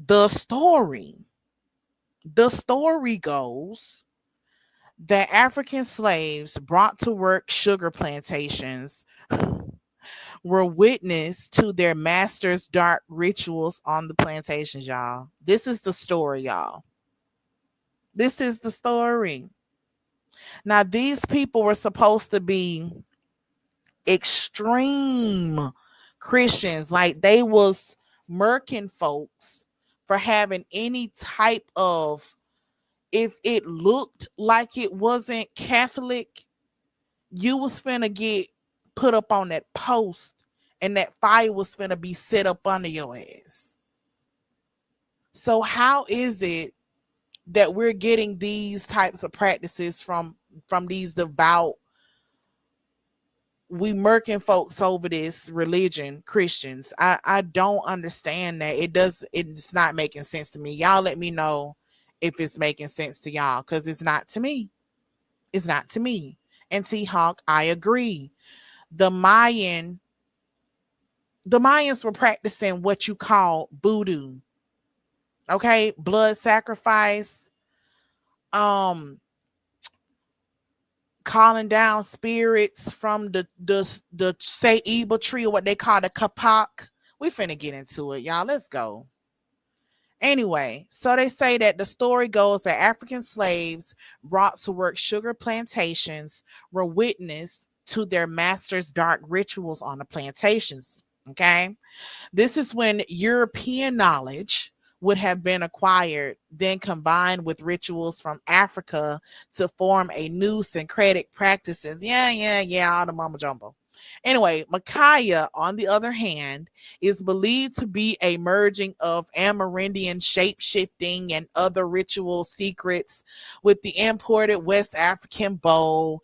The native inhabitants of the island were reputed to know the art of shape shifting and of poisons, with rituals and practices designed to harm or protect individuals and communities. Do y'all see where the propaganda of brainwashing folks to believe that we are from Africa has gotten us? Do y'all see all this confusion? All this, the story goes, or the narrative is like, again, instead of just saying that these people who are indigenous to America, all of this, is their practice, for better or for worse. Y'all gotta go through all of this saying that this part came from the Indians, right? Because the Indians knew how to shapeshift and they knew how to make poisons. Because, of course, since we're in America, right? And we supposed to be from Africa, that means that we don't have, the knowledge of the American plants, even though they say that we came over here and automatically knew how to grow cotton and sugar cane and tobacco and rice. Like, we automatically knew how to do that, but we didn't know, we ain't had no knowledge of them plants that could knock your ass out or turn you into a zombie. Now, we needed the Indians for that, but we didn't need the Indians to grow the sugar cane and the cotton and the tobacco. So you see how the propaganda, the brainwashing, it is so prevalent. It keeps persistent in every single article that you gonna read on Google. They gonna say the same thing because everybody done been indoctrinated and infected with this story. So anything that they say about these topics is gonna have that stain of indoctrination on it. And it never makes sense. Why did this religion and anything that's a part of it have to come from anywhere else? Oh yeah, because the people that practice it, they are supposed to have come from somewhere else. So we need to explain this shit away somehow. We got to say something. We got to come up with some kind of story. And this is exactly what the fuck we reading. But let's continue with the story. So Micaiah places a stronger emphasis on shifting one's corporeal form, the whole Lugawoo, you know, y'all ever heard of a Lugawoo or a Rougarou? It's supposed to be like a shapeshifter. Sometimes it's associated with the werewolf, in like American horror. Sometimes they call it the boo hag, and it's like a witch. Have your mama ever told you that a witch was riding your back or something like that? Have y'all ever heard this? Come on, y'all. Talk to me. Have y'all ever heard a witch riding your back? Well, that's all of that. Okay. Apparently, that's Indian culture that the Haitians, or really all of us, because we all practice this, that we took from apparently that's what we took from the Indians. But I don't know no Indians. I don't really don't know them like that. They call themselves Native Americans today, but I don't know what they think. But anyway, they say that its lore includes stories of teleporting from one side of the island to another through secret portals that were revealed to the maroon slaves by the native Taino. Y'all let me know again, because I'm confused. I haven't seen it myself. But if y'all done seen uh a Taino that ain't a so-called black person, show them to me. Let me know. And I ain't talking about no Hispanic from Puerto Rico that call themselves Taino. Now them Spaniards. Now show me a so-called Asian looking Taino and I'll pay you $100. Show me that. Show me a Taino that's not Hispanic.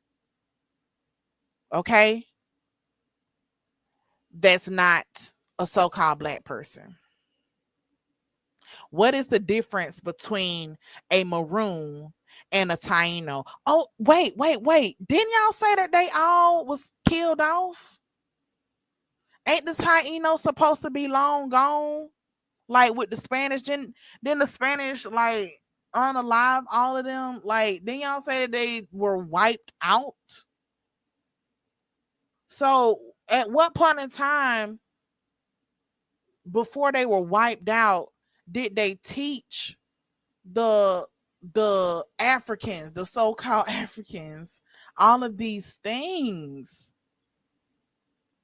That is so convenient that they just suddenly reappeared from out of nowhere so that they could tell these maroon slaves where to go, where the portals was at.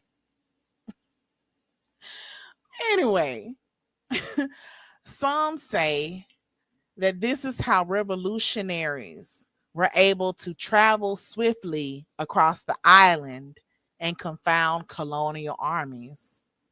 Mm.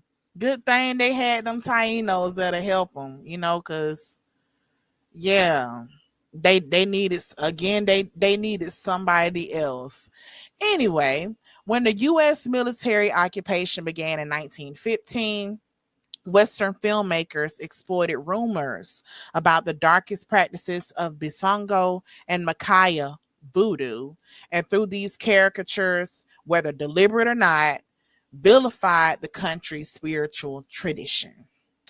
In reality, love spells, curses, and rituals of revenge fall outside of the realm of voodoo altogether. Curses, spells, and zombies are instead specialty of Bo in West Africa and Basango or Makaya in Haiti. In U.S. voodoo practice, they are categorized as hoodoo and should not be conflated with voodoo. And a lot of people, kind of get things mixed up because they don't want to associate themselves with the voodoo that's been vilified. They say that they are hoodoo practitioners. But are you really? Do you know what you're talking about? Do you know what you're saying? But anyway, let's continue. So if it's not black magic, what is magie in voodoo? When life gets chaotic or out of control, Westerners turn to psychologists, and Haitian voodoo wasan turn to Wangan and Mambo. Everywhere on earth, for people of every faith, race, and class, life can suddenly be thrown out of balance by sickness, professional failure, financial loss, child. I can attest to all that. Family crisis or community conflict. At such times, voodoo Wassam asks the Lwa to intervene and help the person in distress. This intervention is called Maji. Okay. And we all do that. Like we all call on some spirit outside of ourselves, to try to help us through difficult times. And practitioners of Maji perform treatments to heal or protect those who consult them in a dedicated room called Baji. The practitioner uses ritual to call in a Lwa whose intervention is most appropriate for the given situation. The Lwa may speak to the practitioner or through the practitioner, possessing the practitioner's body to investigate the situation for itself. The Lwa decides on the appropriate course of action required to restore balance and shares this valuable information through the Mambo or the Wanga. True or false? Voodoo dolls are real. And that's true and false. Okay. And this is finna get real, real interesting. I'm finna show y'all something real quick. Hold on. Oh. I hope y'all still with me. Y'all with me? Is we breaking this down right? I hope we breaking this down right for y'all, girl. I just love talking about this because ain't nobody else talking about it. Hold on, y'all. Trying to get what I was looking.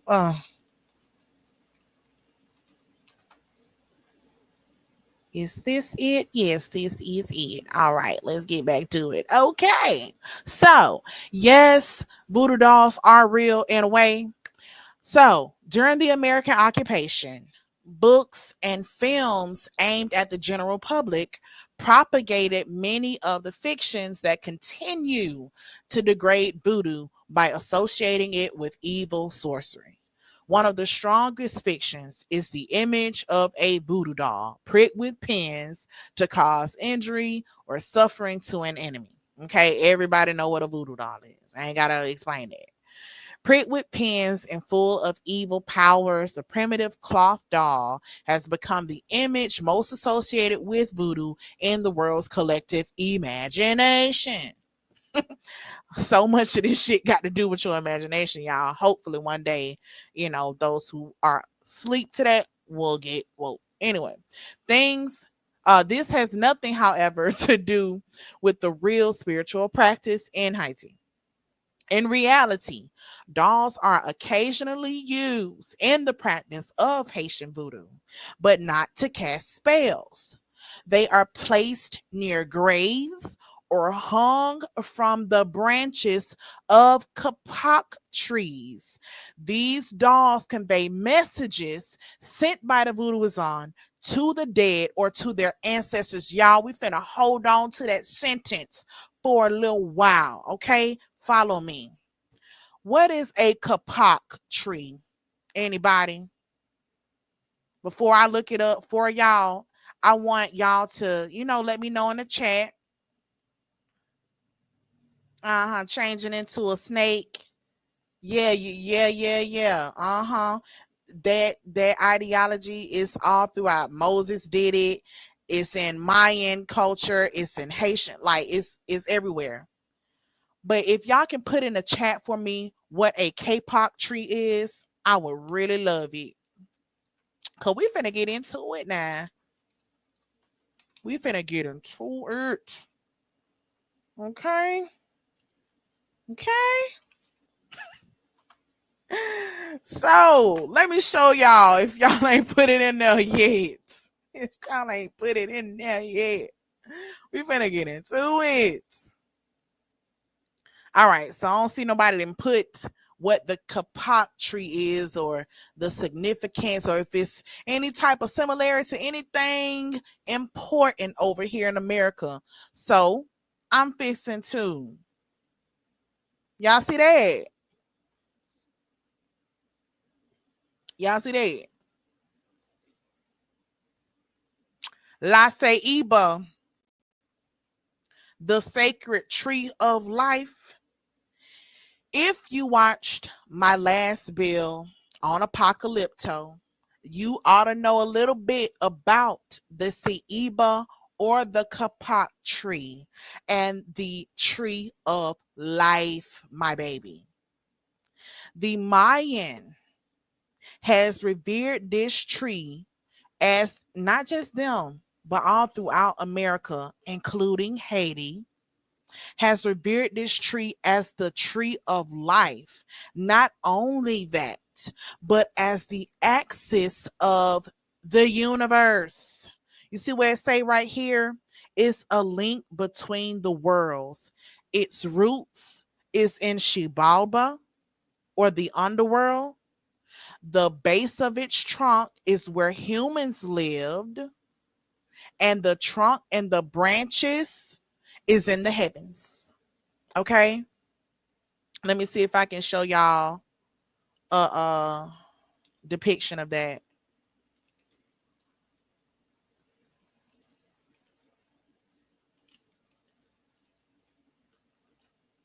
Let me show y'all. See, they want to keep on saying that everything that you see in Haitian voodoo is supposed to be African, but yet just a few hundred miles away, they doing the same thing in this Mayan religion that's thousands of years old. So somebody tell me if somebody lying. I'm trying to see if I'm trying to get the best picture of it because they kind of tripping on me right now. All right, here we go. Do y'all see that? This is the Ceiba or the Kapak tree that they were just talking about in the article that we were just reading about Haitian voodoo and how the Haitians would tie a doll, right? That's supposed to be representing an ancestor to this tree, okay? And they do this on a particular day, all right? Y'all see this tree? This is the upper world or the heavens, right? And there's a God that rules that part. Some call him Itzamnya. Some call him I can't remember the other names, but these are the same guys are the same characters, right? Just different names in different locations and at different times, all right? But it's the same thing, the same practices. So this tree that we were just talking about in this article, the kapak tree, they call it kapak, they call it the Ceiba, some call it the silk cotton tree. Again, as languages change, time change, we got colonization, different languages and different things are happening to make certain things change, but the basis is still the same. Okay, different names, but same thing. So this kapak tree, they're saying that the Haitians tie these dolls to the branches of the tree so that they could communicate with their ancestors. And they do this on a certain day. And that day, ladies and gentlemen, is what they call the Haitian Day of the Dead. Is anybody else familiar with the Day of the Dead? Have you ever heard of the Day of the Dead?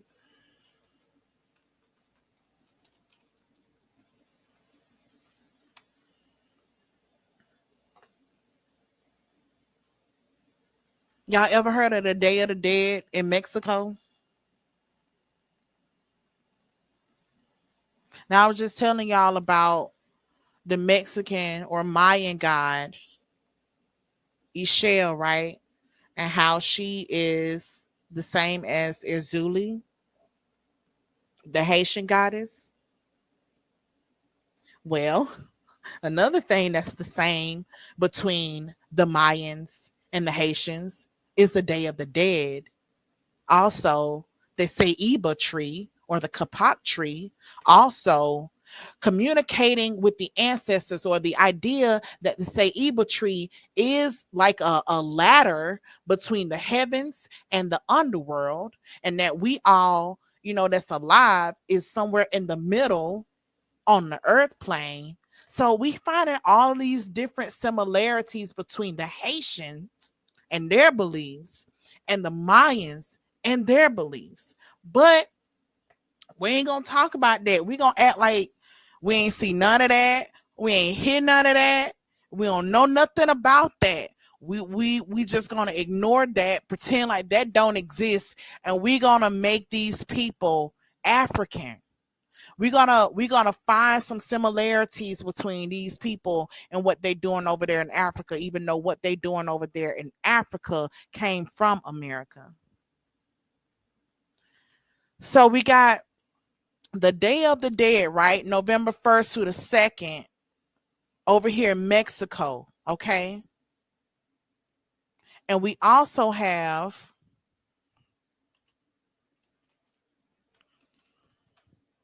the Day of the Dead in Haiti.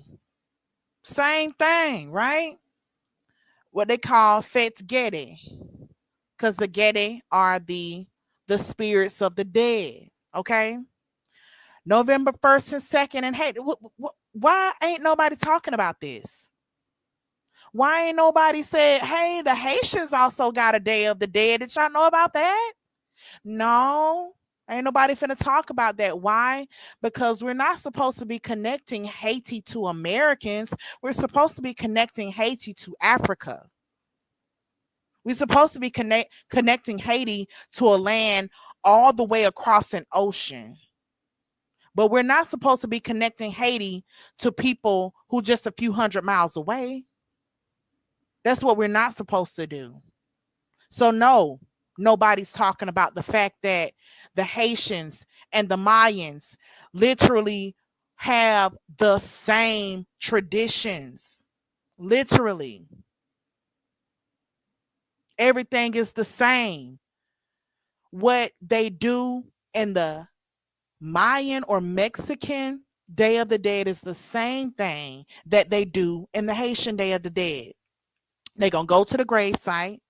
They're going to go around a kapok or a ceiba or a silk cotton tree. And they're going to, put up candles and alcohol and food and cottons and cloths, and they're going to use the dolls to send messages to the ancestors. It's all going to be the same. But we're not supposed to notice none of that. So in this article right here, it says, beware the mystical silk cotton tree, haunted Caribbean. While it's true that Halloween isn't much celebrated in the Caribbean, you'd be wise to avoid this tree if you happen to be in the region on October 31st or any other time for that matter. This is the legendary silk cotton tree, also called the kapak tree, also called the ceiba tree. It's easily among the most feared and notorious symbols in the spirit world of the West Indies. The reverence attached to these trees goes all the way back to the slave days. Listen, y'all, we always got some hijack because everybody is indoctrinated. Anyway, they say that it goes all the way back to the slave days, a product of ancient belief systems practiced throughout West Africa. However, I've done the research and tried to find traditions and cultures that talk about a Saiba in West Africa. And guess what? I was only able to find one, and that is the one that's in Liberia. No, actually, it's in Sierra Leone. Let me see if I can find it.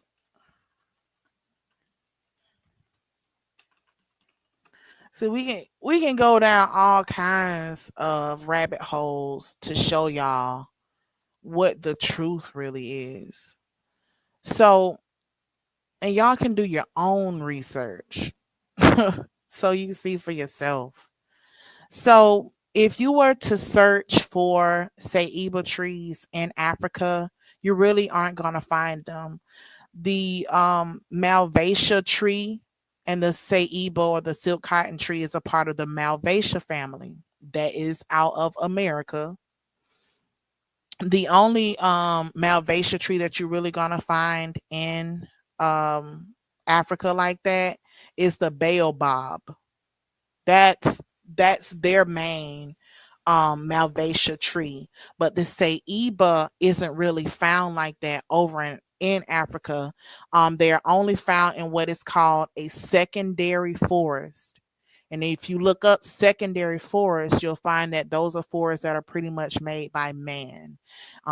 They're made by human and like human interaction with the area. Like humans have to introduce the species that are in those secondary forests from somewhere else. They're not native or indigenous. But anyway, this silk cotton tree that is in Sierra Leone, okay, is in the town of Freetown. If y'all know anything about American colonization of Africa or Portuguese colonization of Africa or Spanish colonization of Africa or British or French colonization of Africa, then you would understand what Sierra Leone really is. It's not an indigenous African country, it's a colony. It's a colony made up of people who are from another place. Freetown specifically. Let's read it. It says here the cotton tree is a kapok. Okay. We should be familiar with that word by now. It's a kapok tree that is a historic symbol of Freetown, the capital city of Sierra Leone. The cotton tree gained importance in 1792 when a group of formerly enslaved so called African Americans, enslaved Americans, who had gained their freedom by fighting for the British during the American Revolutionary War, settled the site of modern Freetown. Okay. And y'all, these were Indians because it was the Indians that were fighting alongside the patriots who wanted to form their own country in America. And then there was another group of Indians who was fighting with the British who did not want these patriots stealing our damn land and founding a country. And nigga, do you not see us? Do you not see me? How you just gonna sit on top of me like I'm not here? So we had Indians on both sides fighting in this Revolutionary War. And unfortunately, the side that wanted to form the United States of America won. There were Indians that actually helped them do that. Sons of Liberty, Saint Tammany, look them up. So these people who fought in this war and lost, okay, they left that area of they were doing this like in up north in the New York, Canada area. So they left and went and established themselves a colony in Africa. And that's not far fetched because these were the people who owned these trading companies, like the West India Trading Company or the Royal African Trading Company or the British India Trading Company. Look that up too. So, this country, Sierra Leone, was founded by Indian Brits, basically. It's a British company that was founded by American Indians that they call African American. Yeah. And with them, they brought a seed, I guess, or a baby tree of the silk cotton tree. And this is a very sacred tree in American cultures. And you can see why. It's called the tree of life.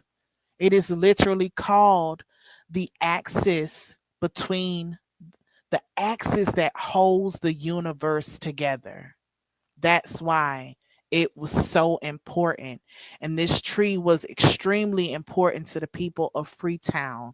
It was like the center of town. And it actually was destroyed by, they say, heavy rain on May 24th, 2023. And doing my research about this tree, I ended up finding it. There's another story that's similar to this down in South America, and their tree got destroyed by the same thing, right? In March of 2023. Ain't that crazy? Like, how did both of y'all's trees get destroyed in the same year, just a couple months apart? And the people down there in South America, they loved that tree so much that when they found out, it was literally a national disaster. And they had like a ceremony and everything. People from around the town came there, like when they were, cutting it down to remove the debris and everything. People came up and asked them could they take some of the wood back home with them, and they were giving pieces of the wood to the people. Matter of fact, it's so real that folks was starting to sell pieces of the tree, and the government had to get involved and say anybody who's selling pieces of this tree, when we're giving it out for free, will be prosecuted to the highest extent of the law. Y'all, this is not play. These trees are really important to our people's spiritual belief system. So back to this article about the silk cotton tree. Now that y'all know how real it is. So they say, that is from a belief system that was brought over by slaves from West Africa, and that is practiced throughout West Africa. But I literally just showed y'all how West Africa do not have a Ceiba tree. Um, Ceiba trees is not found all over West Africa. You can only find them in a few places. Okay. Also, how is it that this came from slave days? How can we only trace it as far back as slave days if this is literally a tradition and a spiritual belief that's been practiced in America for thousands of years? So I literally just debunked that bullshit. Anyway, this, of course, is the native home to child.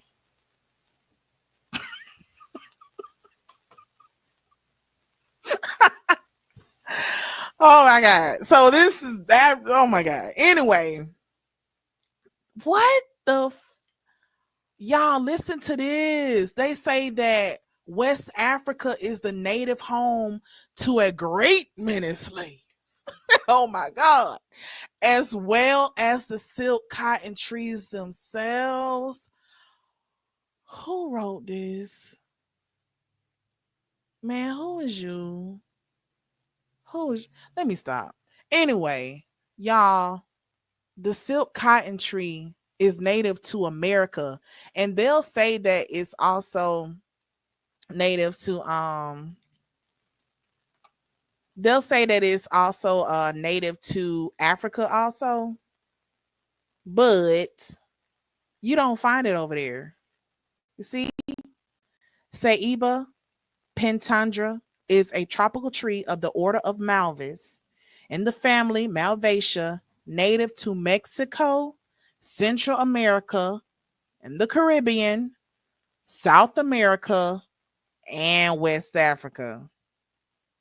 Child, all of these places in America is native to, and then just West Africa out the blue is not native there. If you only find it in secondary forests, how is it native there? If man had to introduce it, how is it native there? But it's found in heavy abundance all over the Americas. So we got to correct him again. The trees and the people is native to America. Anyway, sir, according to folklore, the silk cotton tree is one of the best places to find spirits, duppies, and other supernatural beings. And I hope by now y'all understand why. It's because of it being the axis between the heavens and the underworld, where spirits can, come down, come up sometimes, okay, and get to the middle land or the place where living people are. So, according to yeah, they live inside the trees, which presents a bit of a problem if you're ever trying to build something where these bad boys are found. Okay, yeah, because the article is gonna talk about what happened when they fuck with these trees. So it says tales of folks refusing to cut down silk cotton trees for fear of releasing the spirits inside are not uncommon across the Caribbean. One of the more notable ones I've heard concerns the construction of the East Coast Highway in Guyana some years ago. Near the village of Mayakini, there apparently once grew a rather large silk cotton tree right smack dab in the middle of the route where the new highway was planned. Naturally, highway planners sought to cut it down. Bad idea. It said that the engineers who dared try remove the tree were struck dead. Eventually, the highway was completed. However, at Mahogany, it was split into two lanes, allowing the silk cotton tree to continue growing and providing shelter to its spirits in peace in the middle of the road. So, y'all, there's just one more, example of how these people are connected to American religion, spirituality, culture, people, not Africa. I'm sorry, but it's just not what it is. So let's go back to this article about voodoo. So now that we know what the kapok tree is and why Haitians would put what they call a voodoo doll around these trees and why Haitians perform ceremonies around these trees, right? I I think y'all understand it better now. So number 4, true or false? Zombies are real. And that's true. So what you think, you know, what's in everybody's head about a zombie walking dead, 28 days later, is bullshit. That's it's just Americanization of real truth. While Haitian zombies may not match the typical portrayal in popular media, they hold a very real place in the country's cultural beliefs. Um, there's so much to explore about zombie factor in fiction, that we've dedicated a separate article to it. But I ain't finna go into that article. Basically, zombies are real. You can make a zombie with a poison that you get from the pufferfish called tetrodotoxin.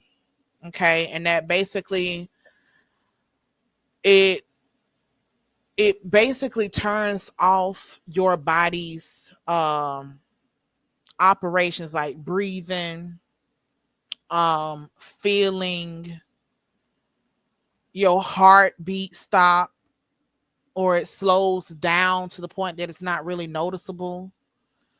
It does all that, but you stay alive, and shit really happens. So that's where the whole zombie thing come from.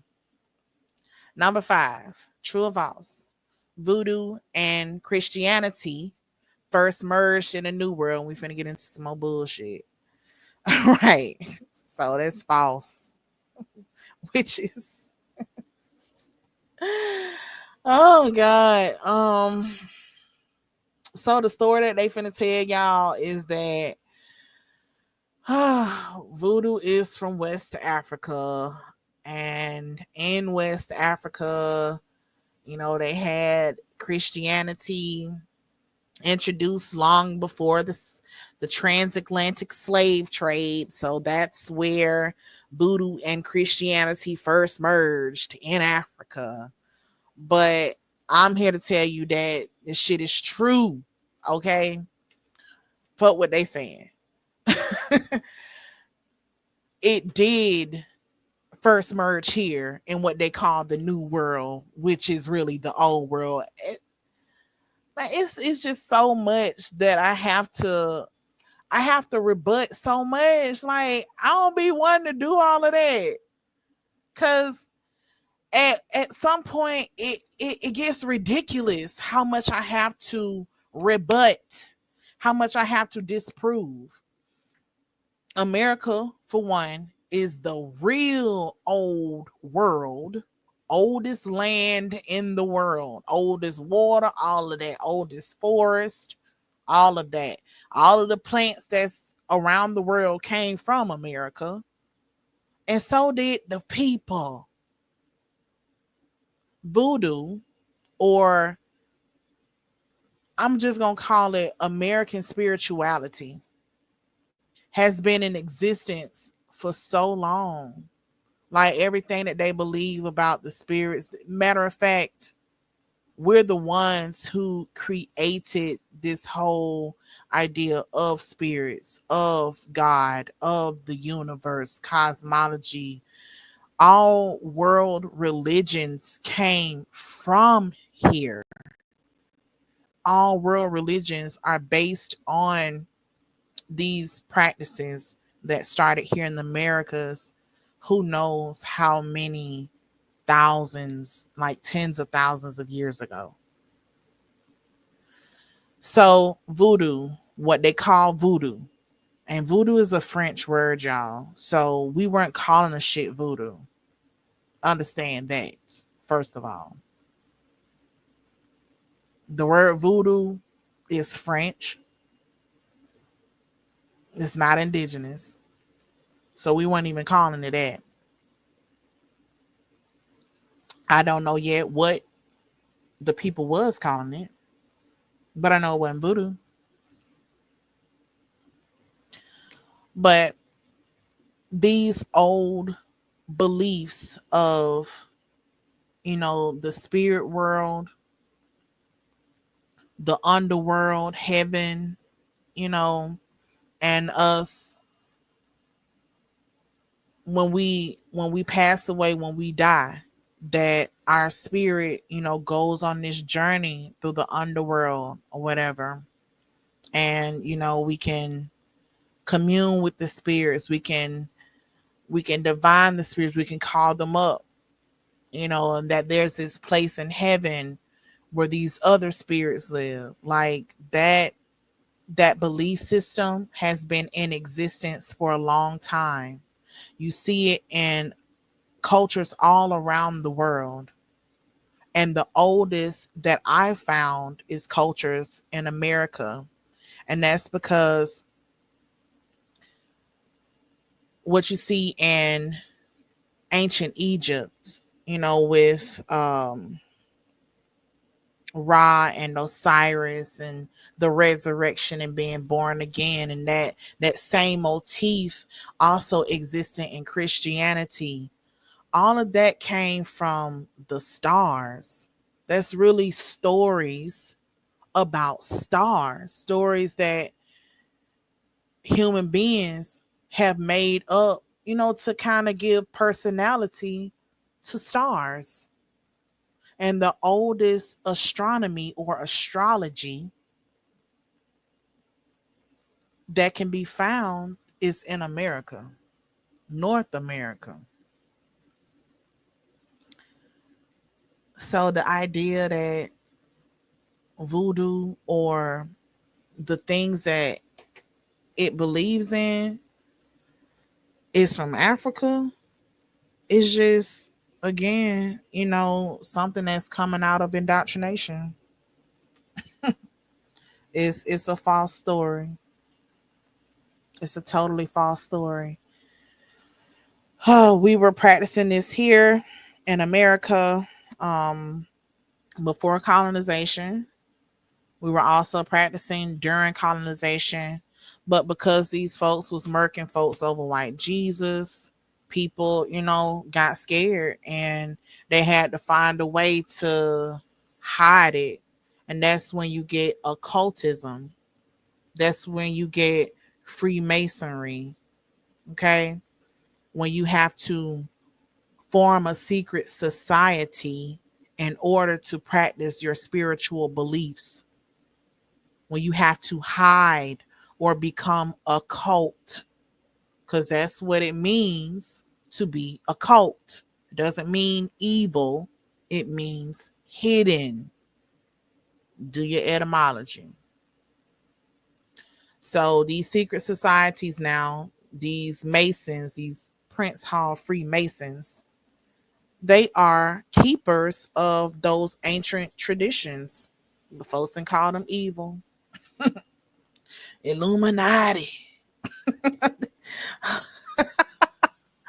Everybody think, what I'm saying, like they up to keeping people in the dark and keeping the world and the new world order, bullshit like that. But what it really is they're keeping those ancient beliefs, those ancient traditions that we can't really openly practice.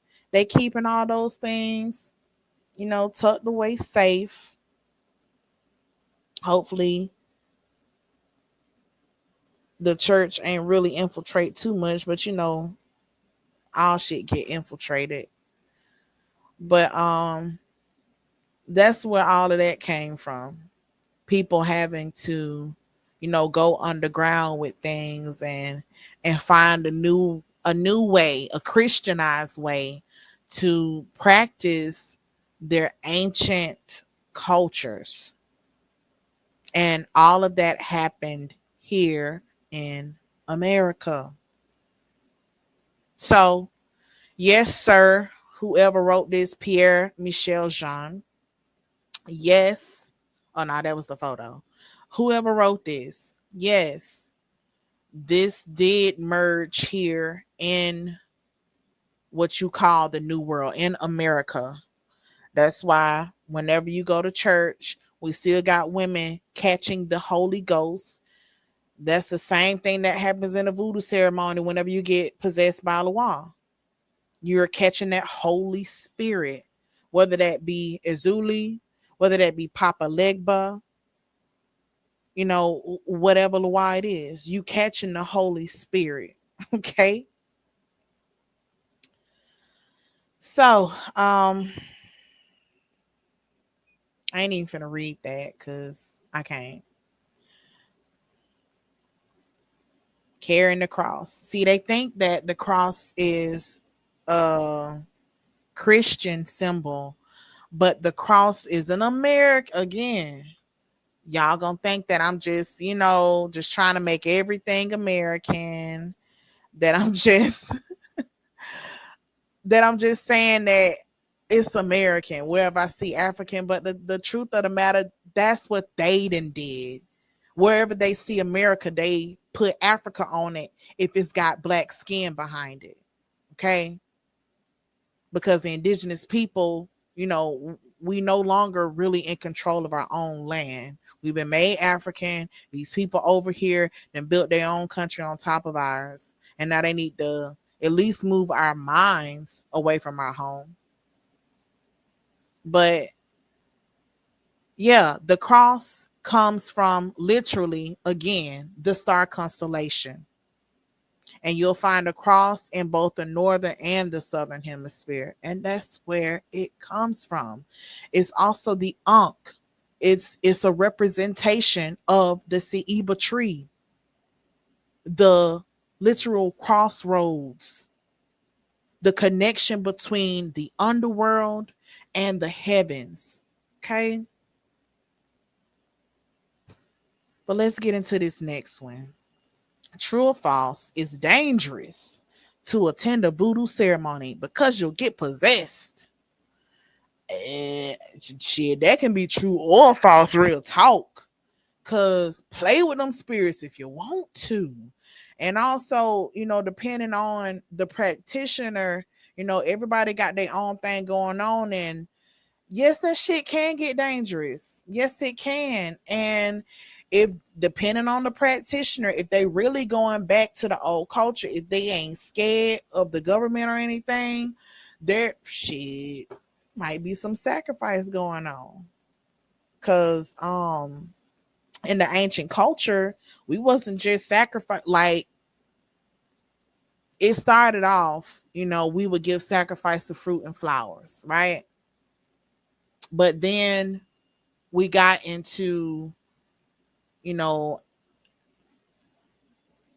getting rid of animals, eating animals, blood sacrifice, the story of Cain and Abel, Enlil and Enki. Those are the beginnings of blood sacrifice. And that kind of put a divide between them people that would sacrifice just the fruits and the flowers and the people that was sacrificing animals, and not just animals but people too. Because we can't pretend that that didn't happen. We can't pretend that it ain't blood sacrifice and human sacrifice that's drawn all over the murals, and that it's not actually practiced to this day. Okay. But anyway, I'm just read what the article say. So the article say false. One of non-initiates' greatest fears when it comes to voodoo is being possessed by spirits against their will. While possession does take place at voodoo ceremonies, there is little danger that a spectator will be spontaneously written by the law. For voodoo song, being possessed is like momentarily disappearing in order to become the physical vessel for Loa.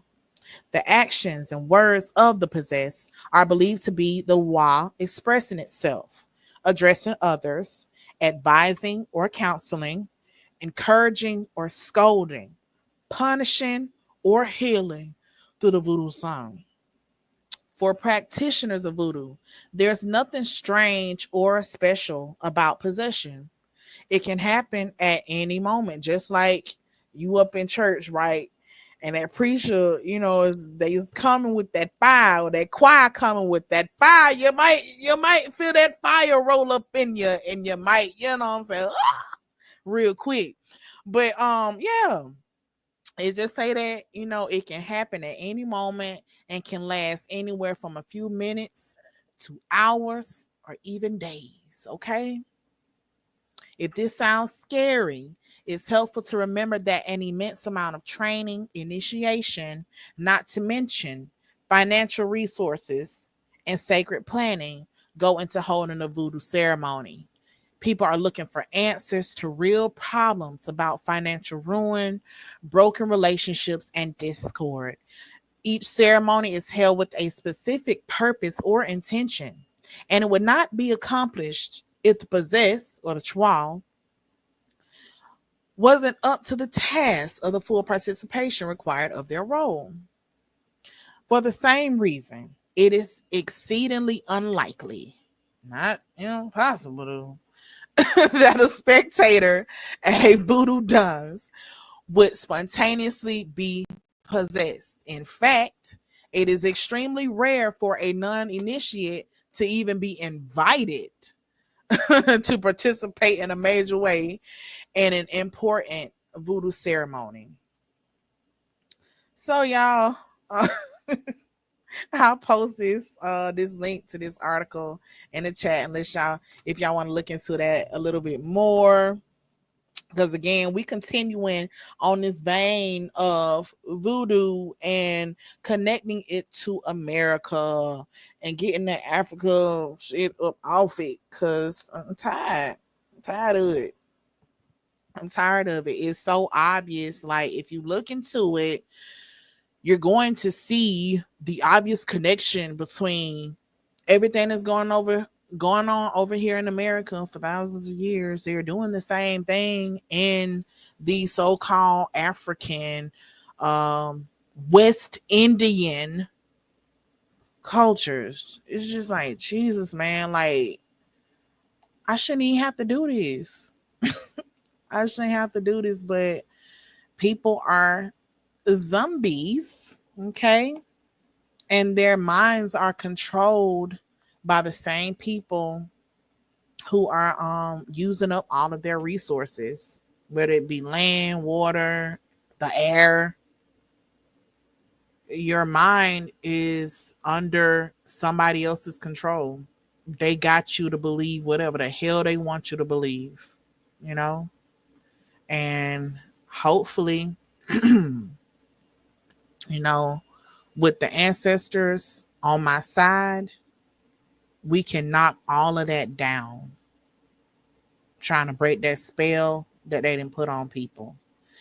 And I hope that y'all enjoyed what we came with tonight with the Black Moon and showing y'all, a little bit of insight into what these people were calling the native inhabitants of St. Christopher, that is in the Caribbean, St. Kitts and Nevis. They called them natives. They never, ever, ever, ever, ever, ever, and in none of these movies do they ever call them African. And exiting the paradigm, I appreciate you for coming. Thank you, Sharice, for inviting her over here. I really hope that you enjoyed this show. T Hawk, again, my brother, I really appreciate you for always holding it down and showing up for me. Again, y'all come back for Wayback Wednesday. We doing this every Wednesday. We gonna go into these old movies, like we go into the old records and them old books. We finna go into these old movies too, because I done discovered that they hold some information, and we're going to get into that information. I'm gonna bring it out. If don't nobody else do it, I'm gonna do it. Okay, y'all like, comment, subscribe. Let me know what you think about what I'm doing. If you have any ideas, that I could maybe do something a little different or bring something forward that you would like to see, I'm very interested to know. So again, y'all, thank y'all for coming out for another Way Back Wednesday. I look forward to seeing y'all next week. Y'all have a beautiful night. Peace, love, and kisses. Love y'all. Bye.